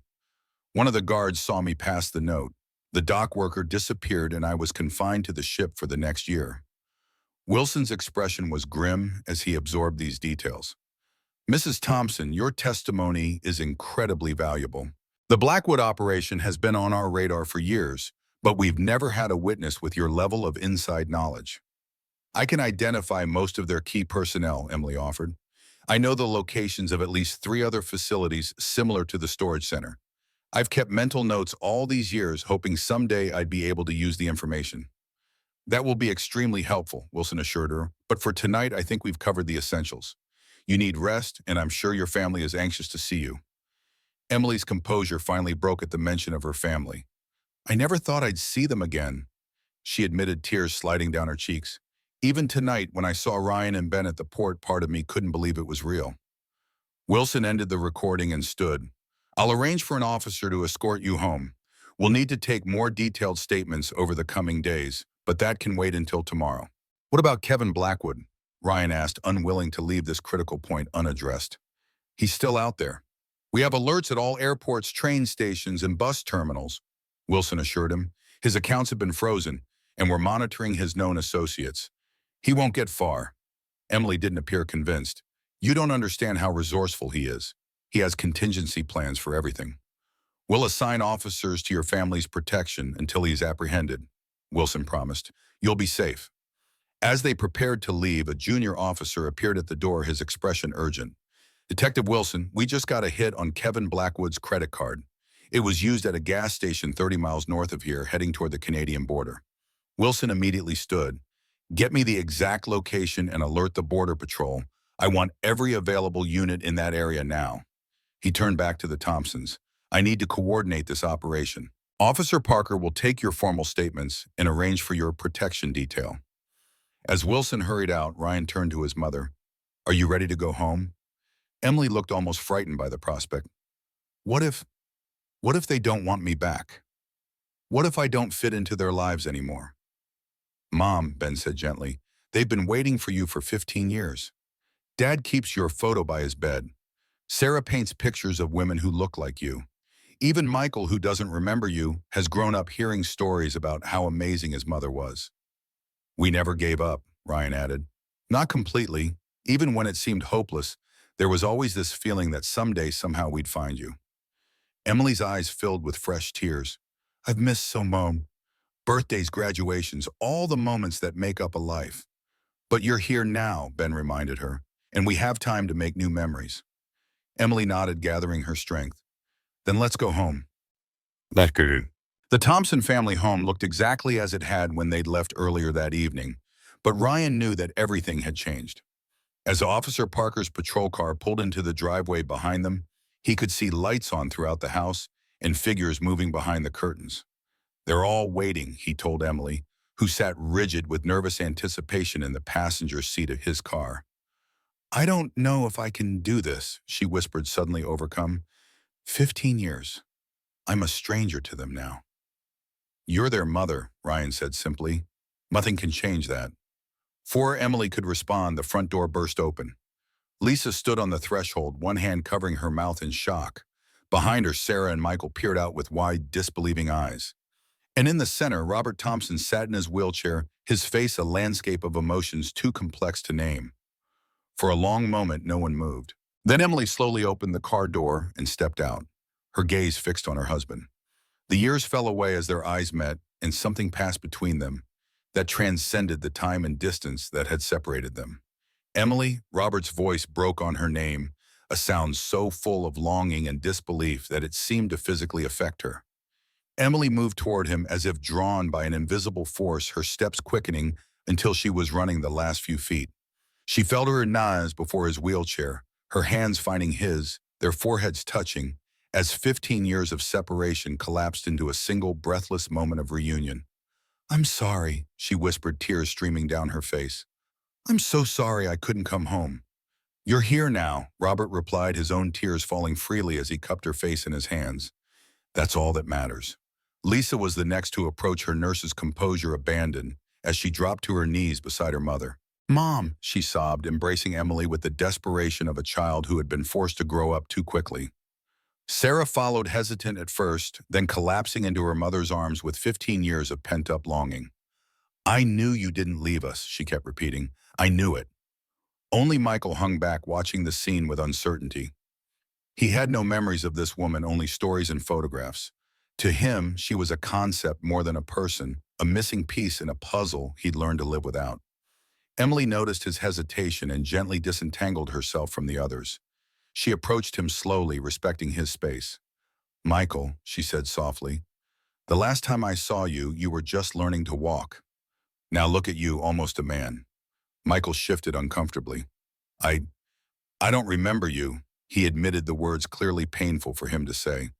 "I know," Emily acknowledged, her voice steady despite the pain in her eyes. "And I don't expect you to feel what your siblings feel, but I hope with time we can get to know each other." She held out her hand, offering connection without demanding it. After a moment's hesitation, Michael took it, not an embrace, but a beginning. Ryan and Ben joined the family circle, completing the reunion that had seemed impossible just hours before. Officer Parker discreetly withdrew to his patrol car, giving the family privacy while maintaining his protective watch. As they moved inside, the questions began, 15 years of them spilling out in an overwhelming torrent. Emily answered what she could, her voice growing hoarse with emotion and exhaustion. "We can talk more tomorrow," Robert finally intervened, seeing Emily's fatigue. "Your mother needs rest." "I don't want to close my eyes," Emily admitted. "I'm afraid I'll wake up and find this was all a dream." "It's real, Mom," Ryan assured her. "You're home." As the adrenaline of the night began to fade, practical matters asserted themselves. Lisa Ever, the caretaker, prepared the guest room. Emily and Robert's relationship would need time to redevelop, and pushing too much too quickly seemed unwise. "Everything's ready," Lisa announced. "I put out fresh towels and some of my clothes for you to sleep in." Emily looked around the house, noting the changes. 15 years had brought new furniture, different paint colors, family photos that documented the lives that had continued in her absence. Photos she wasn't in. "It's all so familiar yet so different," she observed quietly. "We can talk about all of it tomorrow," Robert said gently. "For now, just know that you're safe in your home." Emily nodded gratefully, the emotional and physical toll of the day finally catching up to her. As she headed toward the guest room, she paused, turning back to her family. "I thought of you every day," she told them, her voice thick with emotion. "Every single day for 15 years. When things were at their worst, it was the thought of you that kept me going, the hope that somehow, someday I'd find my way back to you." "And you did," Robert said, his eyes shining with tears and something more, a fierce pride in the woman who had endured so much to protect them. "We're going to be okay, Mom," Ryan added with quiet confidence. "All of us together." As Emily finally retreated to the guest room, the rest of the family settled in the living room, too wired to sleep despite the late hour. Michael was the first to break the silence. "So she was kidnapped, forced to work for criminals?" he asked, trying to process the night's revelations. "To protect us." Lisa confirmed, her earlier skepticism completely erased. "She sacrificed everything to keep us safe." "What happens now?" Sarah wondered. "With Kevin Blackwood still out there?" "We stay vigilant," Ryan said firmly. "Officer Parker is outside, and Wilson promised additional protection until Blackwood is apprehended." "I still can't believe she's really here," Ben murmured, shaking his head in wonder. "After all this time." Robert, who had been quietly observing his children, finally spoke. "We need to give her time. 15 years in captivity. She's not the same woman who left us, just as we're not the same people she left behind. We all need to be patient as we figure out how to be a family again." Ryan nodded in agreement, but a part of him remained troubled. Kevin Blackwood was still free, and as long as he remained so, their reunion remained under threat. The lawyer in him knew that the case against the Blackwood operation would hinge on Emily's testimony, making her a high-value target for those seeking to silence her. As the family gradually dispersed to their rooms, Ryan remained in the living room watching the silent street through the window. Outside, Officer Parker sat in his patrol car, vigilant in the darkness. "Can't sleep?" Robert asked, wheeling himself back into the room after the others had gone. "Just being cautious," Ryan replied, not wanting to voice his concerns and add to his father's worries. Robert wasn't fooled. "You're thinking about Blackwood." Ryan nodded reluctantly. "As long as he's out there, Mom isn't truly safe." "She has us now," Robert said with quiet determination. "All of us. We protected each other while she was gone, and we'll protect her now that she's back." "I should have seen it sooner, duh." Ryan admitted the guilt he'd been suppressing finally surfacing. "All these years we thought she abandoned us. I should have known she would never do that voluntarily." "We all believed what seemed most likely given the evidence," Robert reminded him. "Even I accepted it eventually. But you never completely gave up. That's what matters." Ryan turned from the window to look at his father directly. "How are you handling all this, Dad finding Mom after 15 years learning what she went through?" Robert's weathered face reflected the complex emotions of the night. "I'm overwhelmed, grateful, angry at what was done to her, to us, but mostly I'm just thankful she's alive and home." He wheeled closer to his son, his expression serious. "But I'm also realistic. Your mother and I have 15 years of separation between us. We're different people now. Rebuilding our relationship will take time." "You still love her," Ryan observed. "It wasn't a question." "I never stopped," Robert confirmed simply. "But love alone isn't enough. We need to get to know each other again, learn who we've become." Ryan nodded understanding. "One day at a time." "Exactly," Robert agreed. "Now you should get some rest too. Tomorrow will bring its own challenges." As his father wheeled himself back toward his bedroom, Ryan turned once more to the window. The street remained quiet, the patrol car a reassuring presence in the darkness. Yet he couldn't shake the feeling that their ordeal wasn't over, that somewhere out there Kevin Blackwood was plotting his next move. With a quiet resolve, Ryan made a silent promise to his newly reunited family. Whatever came next, they would face it together. After 15 years of separation, the Thompson family was whole again, and he would do whatever it took to keep it that way. But as dawn approached, casting long shadows across the sleeping neighborhood, a black sedan with tinted windows cruised slowly past the Thompson home. Inside, Kevin Blackwood observed the patrol with cold calculation, his phone pressed to his ear. "They found her," he said tersely to the person on the other end of the line. "She knows too much. We need to move quickly." The first light of morning illuminated the Thompson house, a family reunited but far from safe. The next phase of their ordeal was just beginning. The morning light streamed through unfamiliar curtains, casting a warm glow across Emily Thompson's face as she woke. For a moment, disorientation gripped her. 15 years of captivity had conditioned her to expect the cramped quarters of a ship's cabin or the stark utility of Blackwood's facilities. Instead, she found herself in a comfortable bed surrounded by the gentle colors and homey touches that marked this as a Thompson family space. It hadn't been a dream. She was home. Emily sat up slowly, taking in the guest room that Lisa had prepared for her. Family photos adorned the walls, a visual timeline of the 15 years she'd missed. School portraits, graduation ceremonies, holidays, and everyday moments, all documenting the lives that had continued in her absence. Her children growing up without her. A soft knock at the door interrupted her thoughts. "Mom." Lisa's voice tentative yet eager. "Are you awake? I've brought some clothes that might fit you."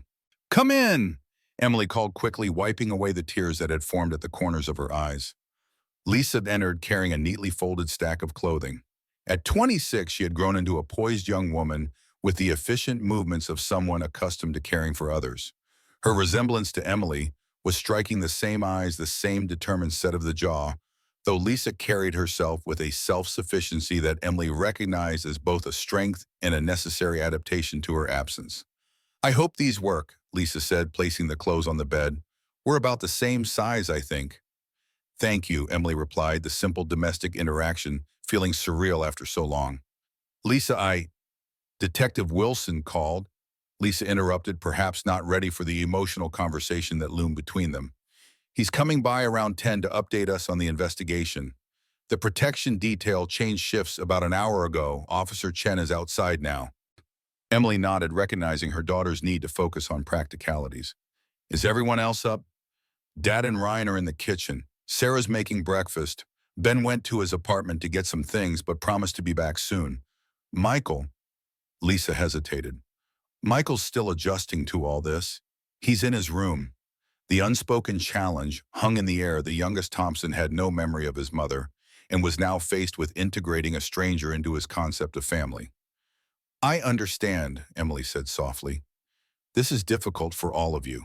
15 years is a long time. Lisa's professional composure wavered, emotion breaking through. We thought you were dead, Mom, or that you'd abandoned us. Every year that passed, it got harder to believe we'd ever see you again.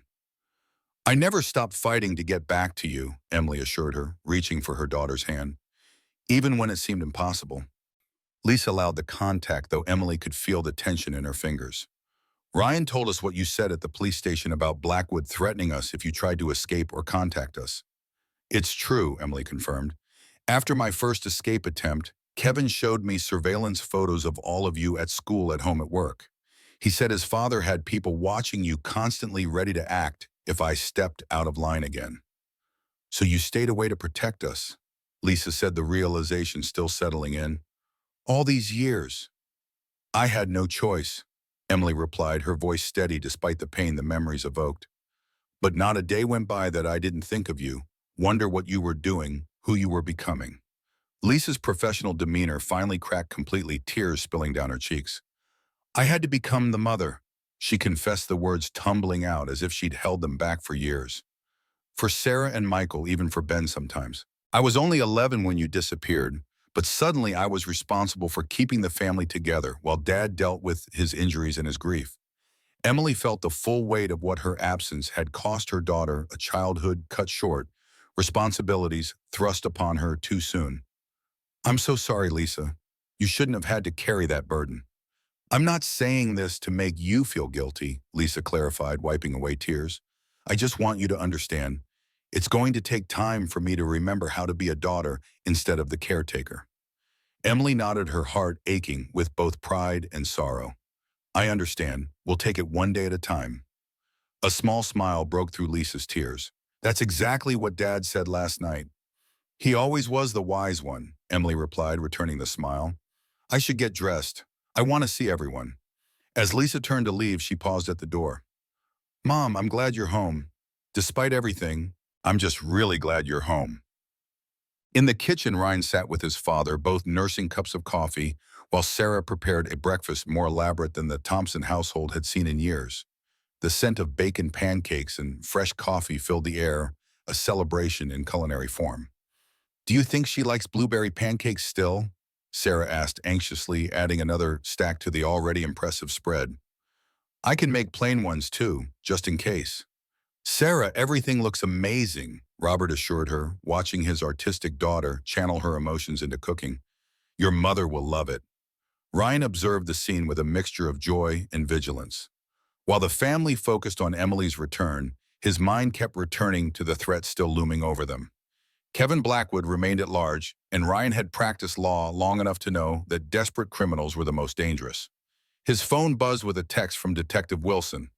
Border Patrol alert for Blackwood came up empty. Expanding search radius. We'll update in person at 10. Stay vigilant. Ryan frowned at the message. If Blackwood hadn't crossed the border as they'd suspected. Where was he mourning? A quiet voice broke through his thoughts. Michael stood in the doorway, his expression guarded as he surveyed the breakfast preparations. What's with the feast? It's a special day, Sarah replied, her voice bright with forced cheerfulness. First family breakfast in 15 years. Michael shifted uncomfortably. Yeah, about that. Do I have to be here? I've got plans with Jake later. The kitchen fell silent, the weight of Michael's question hanging in the air. For the others, Emily's return was the miracle they'd stopped hoping for. For Michael, it was the disruptive arrival of a stranger who happened to be his biological mother. Son, Robert began carefully, I know this is difficult for you. You don't actually... Michael interrupted, a flash of teenage defiance breaking through his usual reserve. You all remember her. You know what you lost. I don't even have that. Ryan stepped in before the conversation could escalate. You're right, Michael. This is different for you than for the rest of us. No one expects you to instantly feel a connection. So I can skip breakfast? Michael asked, his relief visible. No, Ryan replied firmly. You don't have to feel anything you don't feel, but you do need to be here. This is a family moment, and like it or not, you're part of this family. Michael looked ready to argue, but stopped when footsteps sounded in the hallway. Emily appeared in the kitchen doorway, wearing the clothes Lisa had provided, simple jeans and a blue blouse that made her look both familiar and like a stranger in her own home. For a moment, no one spoke. Emily's gaze moved from face to face, finally settling on Michael, who stood frozen by the refrigerator. Good morning, she said softly, her voice carrying a tentative hope. Mom, Sarah broke the silence, rushing forward with the enthusiasm that had always characterized her. I made breakfast everything I could think of. I wasn't sure what you'd want. Emily smiled, genuine warmth breaking through her nervousness. It looks wonderful, Sarah. Thank you. As they gathered around the table, a simple act that had been impossible for 15 years, Ryan noticed how carefully his mother moved, how she took in every detail of their interactions. She was mapping the family dynamics, learning who they had become in her absence. Did you sleep okay? Robert asked, wheeling himself to his usual place at the head of the table. Better than I have in years, Emily replied, her eyes meeting his with a depth of meaning the others could only guess at, though it still doesn't quite feel real. Detective Wilson will be here at 10, Ryan informed her, serving himself pancakes. He wants to update us on the investigation. Emily nodded, her expression sobering. Has there been any word on Kevin Blackwood? Nothing definitive, Ryan answered, choosing not to share his concerns in front of the others. Border Patrol is on alert. He won't stop, Emily said quietly, the certainty in her voice drawing all eyes to her. Kevin Blackwood has spent his entire adult life in his father's shadow, trying to prove himself worthy of taking over the operation. He won't let this go, not the business and not me. You're safe here, Mom, Lisa assured her, though Ryan noted the concern that flashed across her face. We have police protection. Emily didn't argue, but Ryan could see she wasn't convinced. Having spent 15 years under Blackwood's control, she understood their adversary in ways the rest of them couldn't. The conversation shifted to safer topics as they ate catch-up questions about jobs, interests, daily routines. Emily absorbed every detail, occasionally closing her eyes as if to better imprint a particular fact or story in her memory. Michael remained largely silent, responding to direct questions with minimal answers, his discomfort evident. When he finished eating, he stood abruptly. I need to call Jake. Michael, Robert began, but Emily gently touched his arm. It's okay, she said, her eyes following her youngest son as he left the room. He needs time. After breakfast, while Sarah and Lisa cleared the table, Ryan found himself alone with his mother in the living room. She stood by the mantel, examining the family photos displayed there. You kept me in the pictures. She observed, her finger tracing the frame of a family portrait taken shortly before her disappearance. Dad insisted, Ryan explained, joining her. He said it was important that we remember we were a family of 7, not 6. Emily's eyes filled with tears. I miss so much, Ryan. Your high school graduation, college, law school, all the milestones. You're here now, he reminded her. That's what matters. She turned to face him fully, her expression serious. Tell me what you're not saying about Kevin Blackwood. I saw your reaction at breakfast. Ryan hesitated, then decided his mother deserved the truth. Wilson texted earlier. The Border Patrol alert didn't pan out. They don't know where Blackwood is. Emily nodded, unsurprised. He has safe houses contingency plans. Victor taught him to always have an escape route. Wilson and his team will find him, Ryan assured her, though his own confidence was less certain than his words suggested. Perhaps, Emily said, her gaze drifting back to the family photos. But until they do, everyone in this house is at risk. Kevin knows I can dismantle his entire operation with what I know. That's why we have police protection, Ryan reminded her. Emily's smile held no humor. Ryan, I watched Kevin bribe police officers, judges, border agents, anyone who could be useful. One patrol car isn't going to stop him. Before Ryan could respond, the doorbell rang. Through the front window, he saw Detective Wilson's unmarked car in the driveway. That's Wilson now. Let's hear what he has to say before we worry too much. Detective Wilson looked like he hadn't slept, his clothing rumpled and dark circles under his eyes suggesting he'd been working through the night. Officer Chen admitted him with a respectful nod before resuming his post outside. Mrs. Thompson, Wilson greeted Emily with professional courtesy. I hope you were able to get some rest. Better than you by the looks of it, she replied. Any news on Kevin Blackwood? Wilson's expression confirmed what Ryan already suspected. We haven't located him yet. The credit card transaction that led us toward the Canadian border appears to have been a deliberate misdirection. One of Blackwood's associates used the card while Blackwood went elsewhere. What about the operation at the port? Ryan asked as the rest of the family joined them in the living room. Did you learn anything useful from the people you arrested? We've been questioning them through the night, Wilson confirmed. Most are low-level employees with limited knowledge of the larger operation. However, we did identify Harold Jenkins as a more significant player than he initially appeared. Emily's eyebrows rose in surprise. Harold, he helped Ryan and Ben find me. It seems Mr. Jenkins has been playing both sides, Wilson explained. He's been with the Blackwood organization for over 20 years, but in recent years he's been quietly gathering evidence against them. When your sons appeared at the storage facility, he saw an opportunity to finally bring the operation down. Is he cooperating? Well, Robert asked. Wilson nodded. Fully. He's provided locations of 3 other facilities similar to the storage center, all of which we raided overnight. We've seized computers, documents, and other evidence that will be crucial in building our case. What about Victor Blackwood? Emily asked. The father by Nuwan. That's one piece of good news, Wilson replied. We located Victor Blackwood at his estate early this morning. He's in custody and facing multiple charges, including human trafficking, racketeering, and financial crimes. A small measure of relief crossed Emily's face. Victor was always the strategist. Without him, Kevin will be more impulsive, more prone to mistakes, which could make him more dangerous in the short term, Wilson acknowledged. That's why we're maintaining your protection detail and adding an additional patrol to monitor the neighborhood. Is that really necessary? Lisa asked, concern evident in her voice. Surely with the operation shut down and Victor Blackwood in custody, the immediate threat is reduced. Wilson's expression remained grave. Based on what we've learned from the arrests made so far, Kevin Blackwood has a personal stake in this beyond the business implications. Several individuals have independently confirmed that he considered your mother his responsibility, his project, as one put it.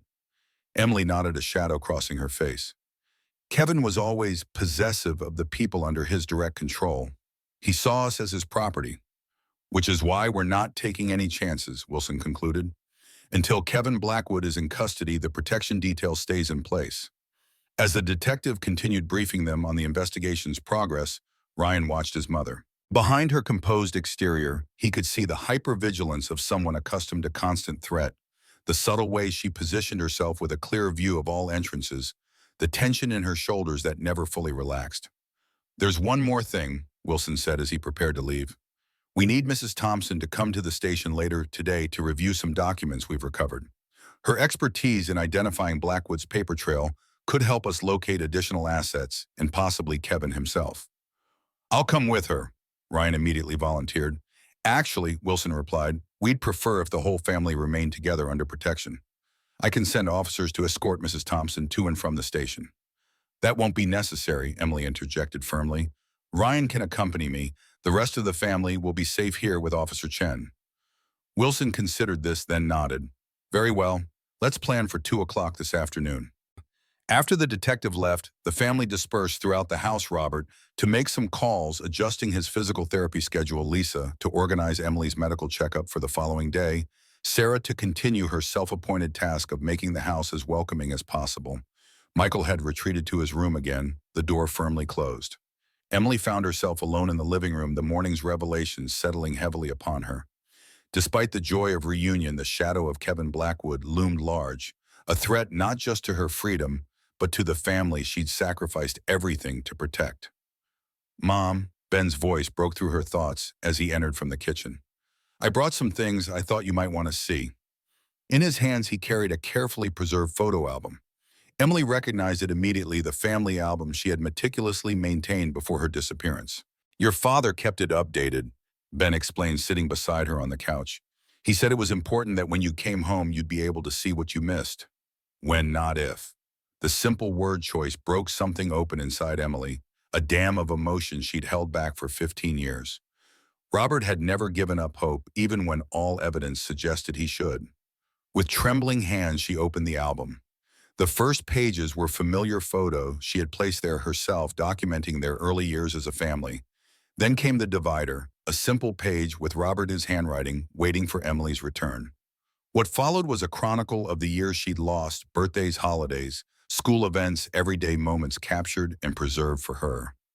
Each photo included a handwritten note detailing the context, the date, sometimes even conversations or funny incidents that had occurred. He wrote in it every week. Ben told her, his voice soft with memory. Even when the rest of us started to believe you weren't coming back, Dad would still add new photos, new notes. It became a family joke, but no one ever tried to stop him. Emily traced her fingers over a photo of Michael's 5th birthday, reading Robert's careful annotation. Michael asked about you today. I told him how you used to sing him to sleep when he was a baby. He said he wished he could remember. There's more, Ben said, pulling a USB drive from his pocket. I digitized all our home videos from after you were gone. I thought maybe watching them might help you feel more connected to the years you missed. Emily looked at her second son, this thoughtful young man who had been just 9 years old when she disappeared. Thank you, Ben. This means more than I can say. Ben smiled, a hint of the little boy she remembered showing through. I always knew you wouldn't have left us by choice. Even when the others started to doubt, I kept believing there was another explanation. How? Emily asked, genuinely curious. How did you hold on to that belief when everything suggested otherwise? Ben considered this, his expression thoughtful. I guess because I remembered how you were with us, how you always put us first no matter what. It never made sense that you would just walk away. He hesitated, then added, and there was this one memory I held on to. The week before you disappeared, I had that science fair project, the solar system model. I was struggling with it, and you stayed up all night helping me finish it. You were exhausted, but you were so determined that I should have a project to be proud of. Emily remembered that night vividly, the kitchen table covered in styrofoam balls and paint, Ben's frustration giving way to excitement as their model took shape. You won first place, she recalled softly. Ben nodded, surprised. You remember that? Of course I do, Emily said, her heart aching with the realization that her son had doubted such a thing. Ben, I remembered everything. Every birthday, every Christmas, every school event I missed. I would close my eyes at night and try to imagine what you all looked like, what you were doing, who you were becoming. Ben's composure wavered, his eyes filling with tears. I missed you so much, Mom. They embraced 15 years of separation, dissolved in a moment of connection that needed no further words. At precisely 1:45 p.m., Ryan brought his car around to the front of the house where Emily waited with Robert. The morning's emotional reunions had given way to a focused determination as Emily prepared to assist the investigation. Are you sure about this? Robert asked, concern evident in his voice. Wilson could bring the documents here. I need to do this, Emily replied firmly. The sooner they build their case, the sooner Kevin Blackwood will be in custody, and the sooner we can truly begin to rebuild our lives. Robert nodded, understanding. Just be careful, both of you. We will, Ryan assured him, checking his phone one last time before pocketing it. Officer Chen will remain here, and Wilson said the additional patrol will drive by every 30 minutes. Emily knelt beside Robert's wheelchair, taking his hands in hers. I'll be back soon, she promised. We have 15 years to make up for. Something passed between them, a silent communication born of decades of connection that even 15 years of separation couldn't sever. Robert squeezed her hands, then released her. I'll be waiting. The drive to the police station was tense, Ryan keeping a vigilant eye on their surroundings, while Emily sat quietly beside him, lost in thought. You okay? He asked as they waited at a red light. Emily turned from the window with a small smile. Just processing. Yesterday at this time I was a prisoner with no hope of seeing my family again. Today I'm sitting beside my grown son, helping to build a case against my captors. It's a lot to absorb. I can only imagine, Ryan replied, though in truth he couldn't begin to comprehend what his mother had endured or the strength it had taken to survive it. You've done well, Ryan, Emily said suddenly. Becoming a lawyer, taking care of the family, never giving up the search. Your father told me how you balance law school with helping at home, how you drive back every weekend to fix things around the house and help with Michael's homework. Ryan felt a flush of embarrassment at the praise. I did what needed to be done. We all did. That's what family is, Emily agreed. Doing what needs to be done for each other, no matter the cost. They arrived at the police station to find Detective Wilson waiting for them in the lobby. He led them to a conference room where several boxes of documents had been arranged on a large table. These were recovered from the storage facility in Victor Blackwood's home office, Wilson explained. Our financial crimes unit is going through them, but we thought you might recognize patterns or systems that would help us identify key assets or locations. Emily surveyed the documents with a professional eye. This is familiar territory. I created many of these records myself, especially in the early years. For the next 2 hours, she worked methodically through the files, explaining the coding systems, identifying shell companies, and highlighting connections that might otherwise have been missed.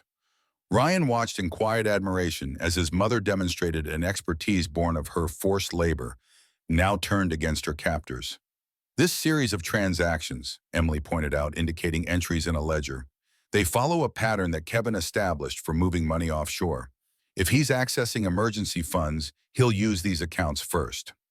Wilson made notes as she spoke, occasionally bringing in financial analysts to hear her explanations directly. By late afternoon, they had compiled a substantial list of locations and accounts to investigate. This is incredibly helpful, Wilson told her sincerely. You've saved us weeks of investigation. Emily nodded, fatigue evident in her posture, but determination still burning in her eyes. There's one more thing you should know. Kevin has a private residence that even Victor rarely visited. It's not in any of these records because Kevin kept it completely separate from the business. Wilson leaned forward, interest piqued. Where is this residence? A cabin in the mountains about 3 hours north of here, Emily replied. I've never been there myself, but I heard Kevin mention it several times over the years. He called it his contingency plan, a place to go if everything fell apart. Do you have an address? Wilson asked urgently. Emily shook her head. No specific address, but I know it's near Evergreen Lake. He mentioned once that it had a view of the water from the eastern shore. Wilson immediately pulled out his phone, instructing his team to begin searching property records for the area. This could be exactly what we need if Blackwood is holed up there. A knock at the conference room door interrupted them. Officer Ramirez, one of the younger members of the department, entered with an urgent expression. Detective Wilson, there's a situation at the Thompson residence. Officer Chen reported a suspicious vehicle circling the block multiple times. When he attempted to investigate, the vehicle fled the scene. Ryan felt a cold dread settle in his stomach. We need to get back to the house, now. Wilson nodded grimly. I'll dispatch additional units to your home immediately. Officer Ramirez will escort you back. As they hurried to the parking lot, Ryan tried calling his father, then each of his siblings in turn. None answered. They're not picking up, he told Emily, unable to keep the worry from his voice. Try the landline, Emily suggested, her calm exterior belied by the tension in her voice. Ryan dialed the home phone number, relief washing over him, when Ben answered on the third ring. Ben, are you all okay? He demanded without preamble. We're fine, Ben assured him, though his voice sounded strained. Officer Chen spotted a suspicious car and went to check it out. Dad's got us all in the living room away from the windows. We're on our way back now, Ryan told him. Additional officers are being dispatched. Stay inside and keep everyone together until we get there. As Ryan ended the call, he noticed Emily's expression, a mixture of fear and resolve that made her look both vulnerable and formidable. He's found us, she said quietly. Kevin's making his move. The Thompson house was surrounded by police vehicles when Ryan and Emily arrived, escorted by Officer Ramirez. Detective Wilson had beaten them there and was coordinating a sweep of the neighborhood officers, moving methodically from house to house, checking yards and potential hiding spots. Inside, the family had gathered in the living room, tension evident in every face. Robert wheeled forward immediately as Emily entered, his relief palpable. Thank God you're both safe, he said. When Chen spotted that car, what exactly happened? Ryan asked, looking around to confirm everyone was present and unharmed. Officer Chen, who stood by the front window, maintaining his vigilant watch, turned to answer. A black sedan with tinted windows drove by the house 3 times in 30 minutes. The driver was male, but the windows were too dark to get a clear look. When I approached the vehicle during its third pass, it accelerated away. License plate, Ryan asked. Partially obscured, Chen admitted. I got the first three characters before it turned the corner. It was Kevin, Emily stated with certainty. He's watching, assessing our security, looking for vulnerabilities. The house is secure now, Wilson assured her as he entered from the kitchen. We have officers stationed at all approach routes, and the neighborhood is being thoroughly searched. Emily didn't appear convinced. You don't understand Kevin like I do. He's patient, methodical. He won't make a direct move until he's certain of success. What do you suggest? Wilson asked, respecting her insight into their adversary. Emily considered for a moment. He'll be watching for patterns, routines. We need to be unpredictable, and we need to draw him out before he can fully develop his plan. Draw him out how? Lisa asked, her nurse's training evident in her calm, focused demeanor despite the stress. Use me as bait, Emily replied simply. Absolutely not, Robert and Ryan responded in unison.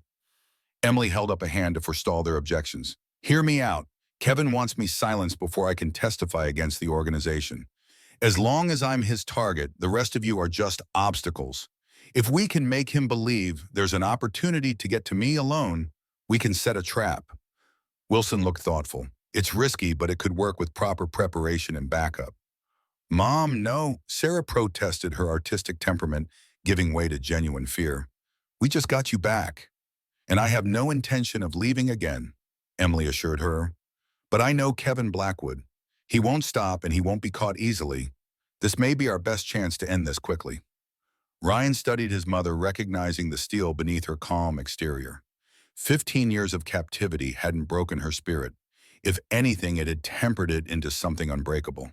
If, and I mean if we consider this, he said carefully, it would need to be carefully controlled. No unnecessary risks.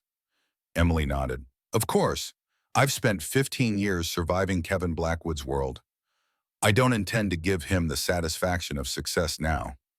A quiet voice from the corner of the room surprised them all. I think she's right. Michael, who had remained silent and withdrawn throughout most of the day, now stepped forward. If this guy is as dangerous as everyone says, then sitting here waiting for him to make a move puts us all at risk. Better to control when and where it happens. Emily looked at her youngest son with a mixture of surprise and gratitude. It was the first time he had directly supported her since her return. Thank you, Michael, she said softly. He shrugged, uncomfortable with the attention. Just makes tactical sense, that's all. Wilson pulled Ryan and Emily aside to discuss the logistics, while the rest of the family remained in the living room under Chen's watchful eye. They moved to the kitchen where they could speak privately. If we do this, Wilson began, it needs to be convincing. Blackwood is too smart to fall for an obvious trap. What did you have in mind? Ryan asked, still not entirely comfortable with using his mother as bait, but recognizing the strategic value of her suggestion. Based on what Mrs. Thompson told us about the cabin near Evergreen Lake, we're checking property records now. If we can confirm its location, we could create a scenario where Mrs. Thompson appears to be heading there to retrieve evidence she supposedly hid during her time with the organization. Emily nodded thoughtfully. That would appeal to Kevin's paranoia. He's always suspected that I might have insurance policies and place information hidden away as leverage. We need to make it look like you're acting independently, Wilson continued, perhaps against police advice, sneaking away to secure this evidence before Blackwood can destroy it. And how do we make that convincing? Ryan asked. Wilson considered this. A staged argument might work. Mrs. Thompson insists on retrieving this evidence. I refuse for safety reasons, and she appears to go behind my back. We'd need to leak the information in a way that would reach Kevin without being obvious, Emily pointed out. Leave that to me, Wilson replied. There are channels we can use, informants who might pass along information, officers who could be overheard discussing the situation in public places. Ryan still looked skeptical. And the actual operation, how do we ensure Mom's safety? I'll have a full tactical team in place, Wilson assured him. Mrs. Thompson would never actually be alone or unprotected. We create the appearance of vulnerability while maintaining complete control of the situation. Emily placed a hand on Ryan's arm. I know this is difficult to accept, but it may be our best option. The alternative is waiting for Kevin to make his move on his terms when we might not be prepared. After further discussion of the operational details, they rejoined the family to explain the plan. As expected, reactions were mixed: concern from Lisa and Sarah, reluctant agreement from Ben, stoic acceptance from Robert, and surprising strategic input from Michael, who suggested several refinements to the scenario that impressed even Detective Wilson. "We'll need at least 24 hours to set everything up properly," Wilson concluded. "In the meantime, we maintain maximum security around the house and family." As Wilson departed to begin preparations, the Thompson family settled into an uneasy evening routine. The additional police presence outside provided some reassurance, but the knowledge that Kevin Blackwood was watching, waiting, cast a shadow over their reunion. Emily found Robert alone in their bedroom, now his alone, as he prepared for bed. The familiar space had changed in subtle ways over the years, adapted to accommodate his disability, and simplified for a man living without his partner. "May I come in?" she asked from the doorway. Robert looked up, a complex emotion crossing his face. "Of course, it's still your room too." Emily entered, taking a seat in the chair beside his bed. "I know you're worried about tomorrow." "Worried doesn't begin to cover it," Robert admitted.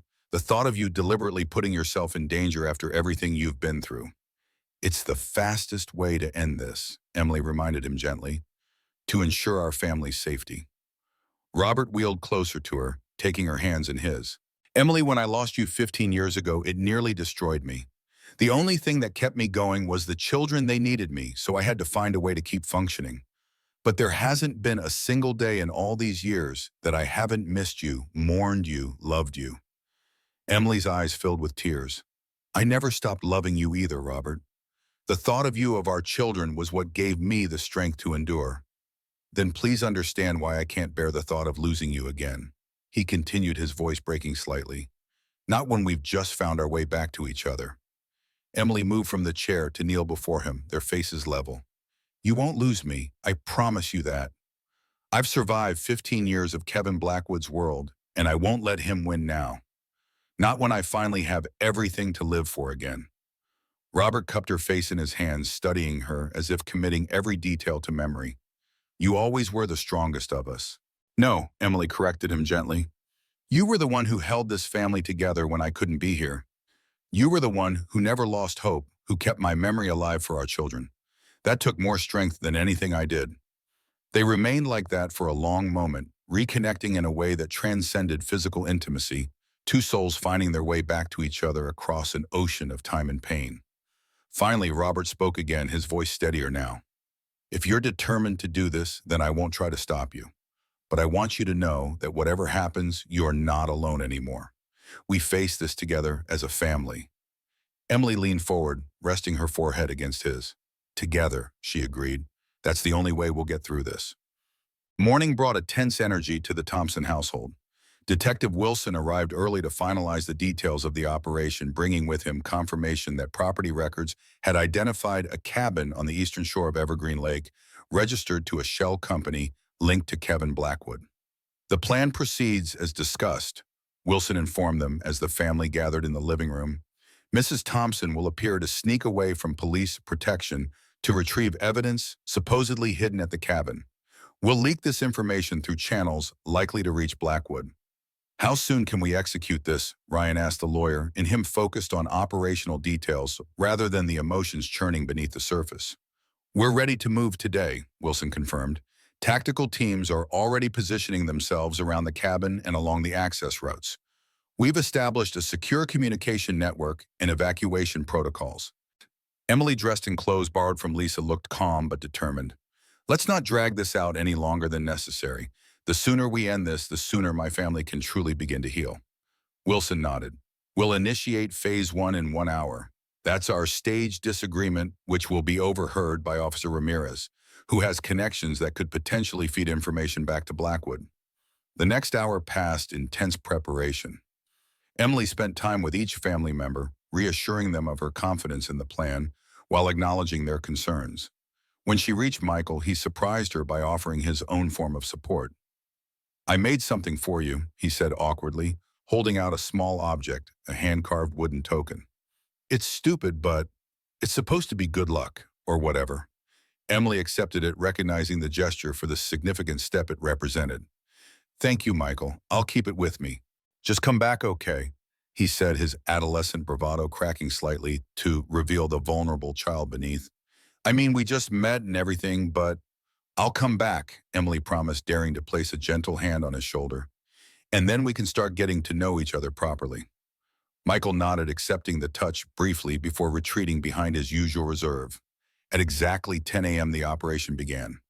Wilson and Emily staged their argument in the front yard loud enough to be overheard by Officer Ramirez, and presumably any surveillance Blackwood might have in place. It's too dangerous, Mrs. Thompson, Wilson declared forcefully. I cannot authorize you to retrieve this evidence yourself, regardless of its importance. That evidence is my insurance policy, Emily countered with convincing passion. If Kevin finds it before we do, he'll destroy it, and probably anyone connected to it. I hid it at that cabin for a reason. Then tell me exactly where it is, and I'll send officers to retrieve it, Wilson insisted.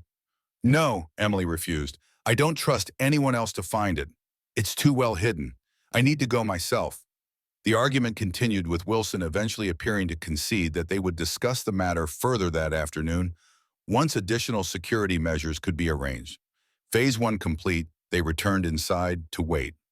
Officer Ramirez departed for his lunch break, during which he would visit a diner known to be frequented by individuals with connections to the criminal underworld.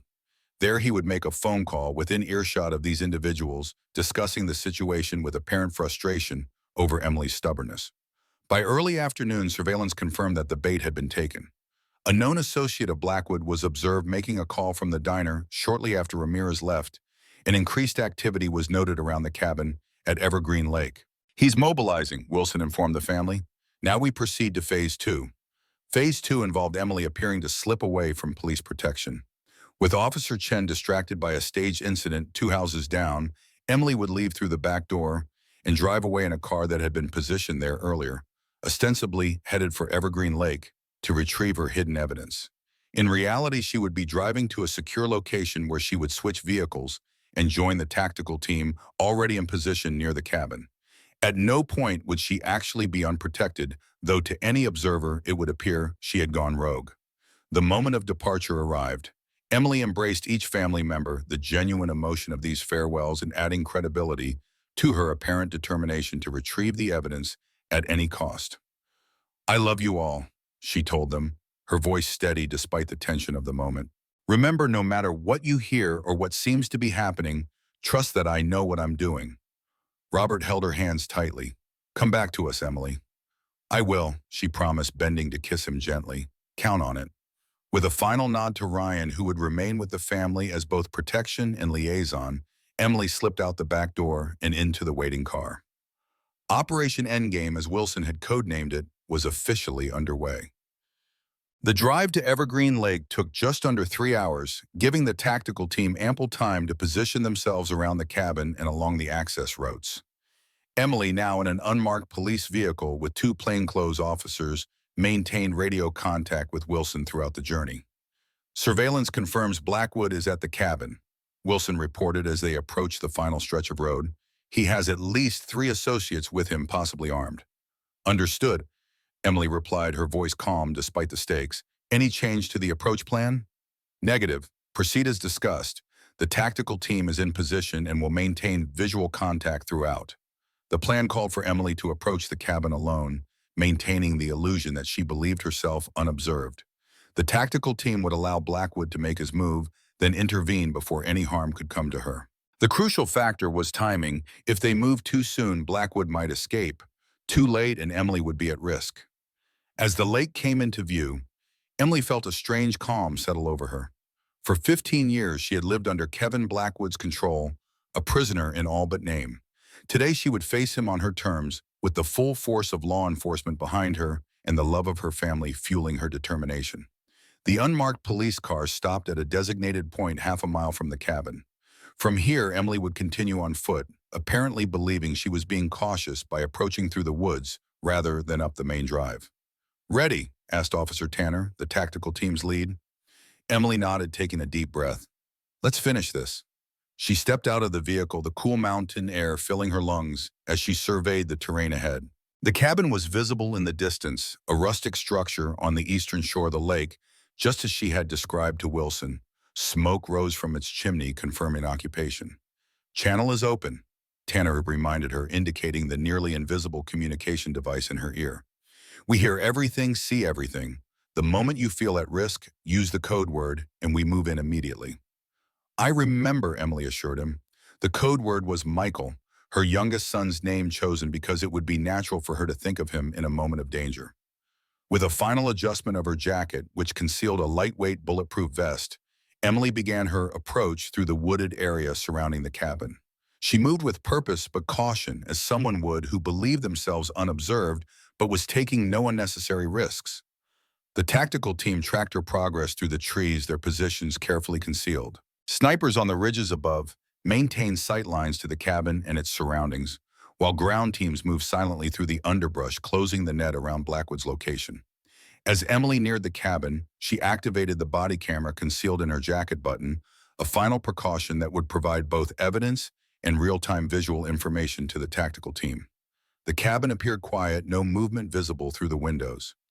Emily approached from the side, making her way toward a cellar entrance that intelligence suggested might be less closely monitored than the main door. "East side clear," came the whispered confirmation through her earpiece.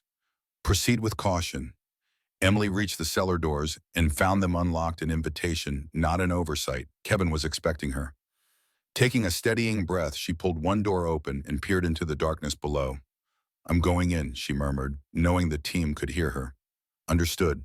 We're ready." Emily descended the wooden steps into the cellar, her eyes adjusting to the dim light filtering through small, ground-level windows. The space was surprisingly clean and organized, not the dusty storage area one might expect, but a well-maintained extension of the living space above. As she reached the bottom of the stairs, a familiar voice froze her in place. "Welcome, Emily. I've been expecting you." Kevin Blackwood stepped from the shadows, his tall frame impeccably dressed, as always, his face bearing the same cold smile she had come to dread over 15 years of captivity. In his hand, he held a pistol, pointed casually in her direction. "Kevin," she acknowledged, her voice steady despite the surge of adrenaline. "I thought you might be." "Always so composed," he observed, studying her with the proprietary gaze of someone examining a possession. "Even now, when you must know this is the end of your little adventure." Emily remained still, her years of survival instincts warning against any sudden movements. "It doesn't have to end this way, Kevin. Your father is in custody. The operation is shut down. But you could still make a deal." Kevin's laugh held no humor. "A deal? What could the authorities possibly offer that would compensate for what you've cost me?" 15 years of investment, Emily. 15 years of molding you into a valuable asset, and you threw it all away the moment you saw an opportunity. "You kept me prisoner," Emily reminded him, careful to keep the conversation going while the tactical team assessed the situation. "You threatened my family. What did you expect?" "Loyalty," Kevin replied, as if the answer were obvious. "Gratitude even. After all, I protected your family, didn't I? They lived their comfortable lives, blissfully unaware of how close they came to tragedy. All because you cooperated." Emily took a careful step to the side, maintaining distance, but changing the angle to give the team a better view through the body camera. "And now it's over. Let it go, Kevin. You've lost." Something dangerous flashed in Kevin's eyes, the wounded pride of a man unaccustomed to failure. "I never lose, Emily. That's something my father taught me. When the odds turn against you, you don't surrender, you change the game." He gestured with the gun toward a door at the far end of the cellar. "Shall we continue this conversation upstairs? I've prepared something special for your homecoming." Emily hesitated, calculating risks.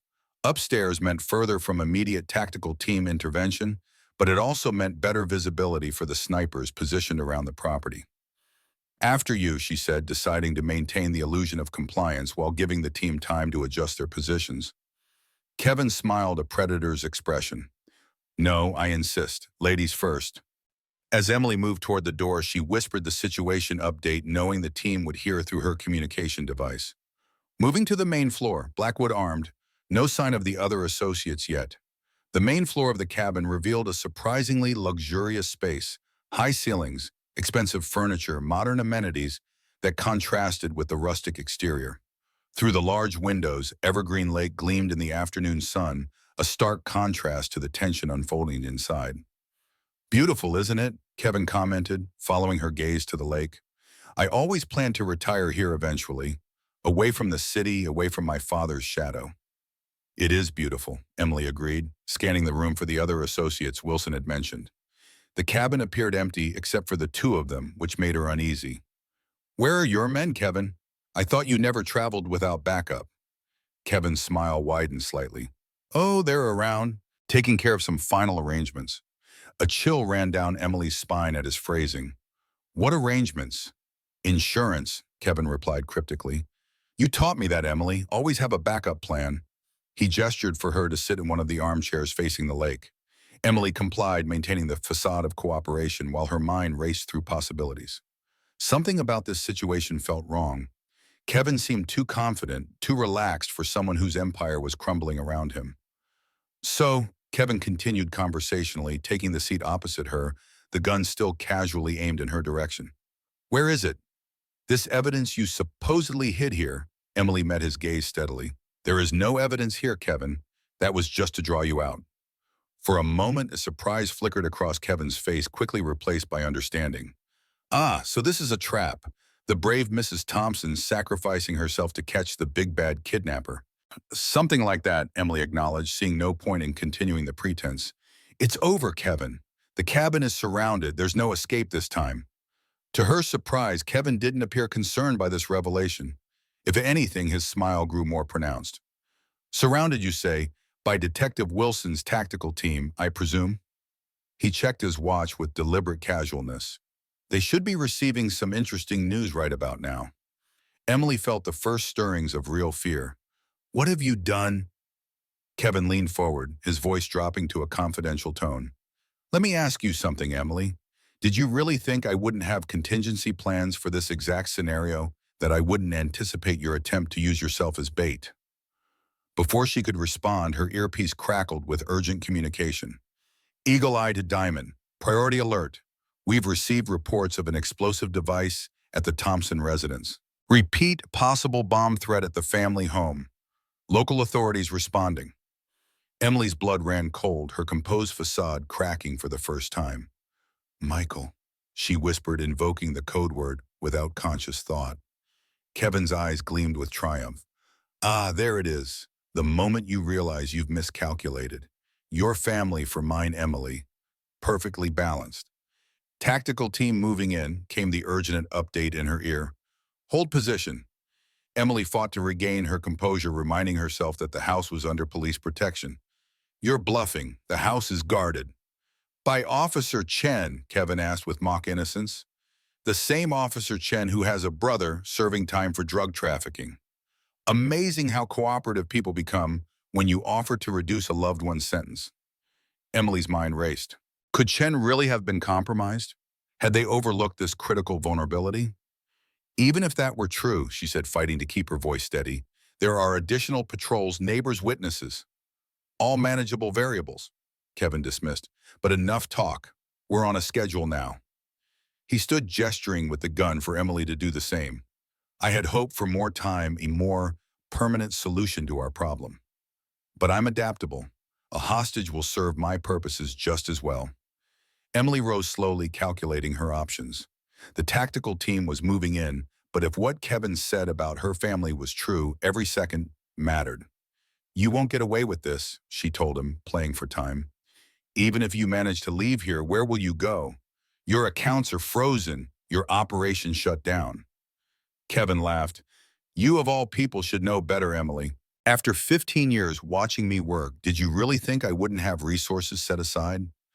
Identities prepared, escape routes secured. A sudden crash from outside interrupted him, the tactical team making their move. Kevin's expression hardened, all pretense of casual confidence vanishing. Time to go, he snapped, grabbing Emily's arm and pulling her toward the back of the cabin. Your noble sacrifice has failed, I'm afraid. Before he could drag her further, the cabin windows exploded inward as flashbang grenades detonated outside. The disorienting blast of light and sound was followed immediately by the tactical team breaching from multiple entry points. Police, drop your weapon! Kevin's grip on Emily's arm tightened painfully as he pulled her against him, using her as a shield. "Stay back!" he shouted over the chaos. "I'll kill her!" Emily, temporarily blinded by the flash, felt the cold press of the gun barrel against her temple. But rather than fear, she felt a surge of clarity. 15 years of observing Kevin Blackwood had taught her his patterns, his weaknesses, including his tendency to hold his gun too far forward when using it as a threat rather than a weapon. In one fluid motion, honed by years of planning for just such a moment, Emily drove her elbow backward with all her strength into Kevin's solar plexus. As he gasped and his grip loosened, she twisted away, creating the separation the tactical team needed. "Shot clear," came the call, followed immediately by the sharp crack of a sniper rifle from outside. Kevin Blackwood crumpled to the floor, the bullet finding its mark with surgical precision. Not a kill shot, the justice system would have its day in court, but a disabling wound to the shoulder that sent his gun skittering across the hardwood floor. Officer Tanner was at Emily's side in an instant, pulling her to safety as the rest of the team secured Blackwood and cleared the remaining rooms. "Are you hurt?" Tanner asked, urgently checking her for injuries. "My family—" Emily gasped, the adrenaline still coursing through her. "He said there was a false alarm," Tanner assured her. "Wilson confirmed it was a diversionary tactic. Your family is safe." Relief washed over Emily in a dizzying wave. "You're sure?" "Positive. Ryan is on the line right now waiting to speak with you." As the tactical team secured a cursing bleeding, Kevin Blackwood, Emily took the satellite phone Tanner offered. Ryan's voice, tense but reassuring, came through clearly. "Mom, are you okay?" "I'm fine," she assured him, watching as Blackwood was handcuffed and read his rights. "Everyone there is safe." "We're all fine," Ryan confirmed. "There was a suspicious package delivered, but the bomb squad confirmed it was harmless, just a scare tactic. Officer Chen is legitimate. Blackwood was bluffing about having turned him." Emily closed her eyes briefly, the last of her fear dissipating. "It's over, Ryan. They have Kevin in custody." "Then come home, Mom," Ryan said simply. "We're waiting for you."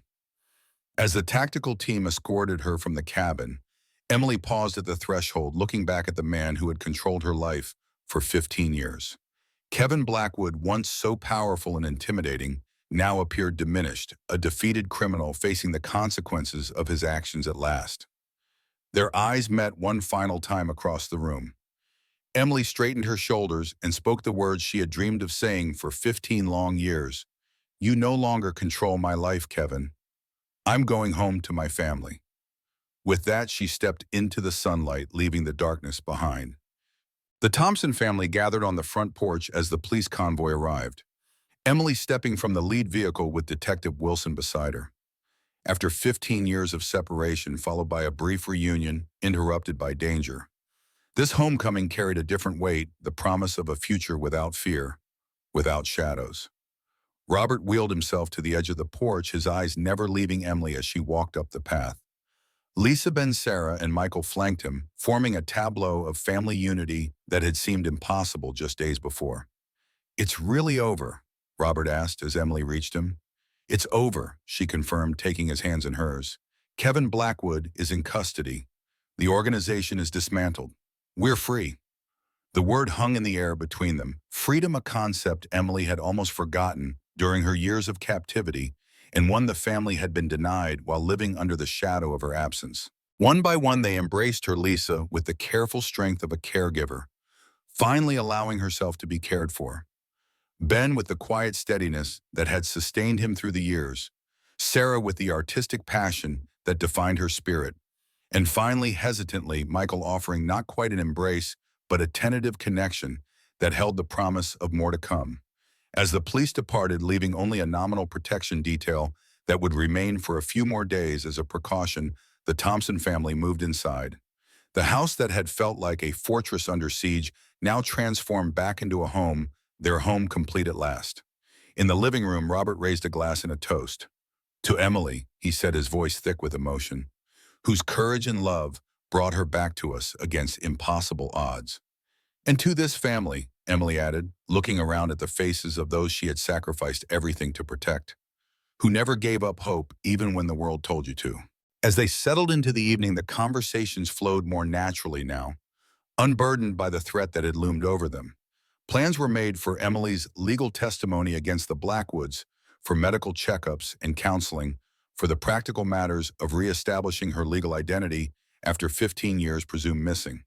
But beyond these necessities lay deeper plans for healing, for reconnection, for building a future that honored both what they had lost and what they had found. I was thinking, Emily said as they finished dinner, that perhaps we could plan a proper family vacation once all the legal matters are settled. Somewhere none of us has been before, a new place with no memories attached. I'd like that, Sarah agreed enthusiastically. A fresh start. The beach, Michael suggested, surprising them all with his input. I've always wanted to see the ocean. Emily smiled at her youngest son, recognizing the olive branch he was extending. The beach sounds perfect. Later, as the household settled for the night, Emily found herself alone with Robert in the living room, the others having retired to give them space to talk. It will take time, Robert had said quietly, acknowledging the unspoken complexity of rebuilding their marriage after 15 years apart. We've both changed. We have, Emily agreed, sitting beside his wheelchair and taking his hand. But some things remain the same. The foundation is still there, Robert. We can build on it again if that's what you want. Robert's eyes, which had carried the weight of loss for so long, now shone with something new, hope tempered by wisdom. It is what I want, more than anything. They sat together in comfortable silence, watching the night settle over their neighborhood through the window. Tomorrow would bring its own challenges, statements to finalize, medical appointments, to keep the long process of healing to begin in earnest. But tonight, in this moment, it was enough to simply be together. A family reunited, a circle completed after 15 years broken. As Emily Thompson looked around the home she had been forcibly taken from at the family that had survived and grown in her absence, she felt something she had almost forgotten existed. Peace, not the resignation of captivity, but true peace born of love and sacrifice in the unbreakable bonds of family. The road ahead would not be easy. There would be difficult days, painful memories to process, relationships to rebuild. Michael would need time to develop a connection with the mother he didn't remember. Lisa would need to learn how to relinquish the maternal role she had assumed for so long. Sarah and Ben would navigate the complex emotions of having their mother return after forming their adult identities in her absence. Robert and Emily would rediscover each other as partners, friends, and eventually perhaps lovers again. But they would face these challenges together, strengthened by the knowledge that they had already overcome the impossible. A family torn apart by criminal greed had found its way back to wholeness against all odds. And Emily, who had survived 15 years of captivity by holding on to the memory of her family, now faced a future filled with the reality of their presence, not just memories, but living, breathing people with whom she could build new experiences, new connections, new love. As Robert wheeled himself toward the bedroom, Emily walked beside him, their synchronized movement, a symbol of the partnership they were beginning to rebuild.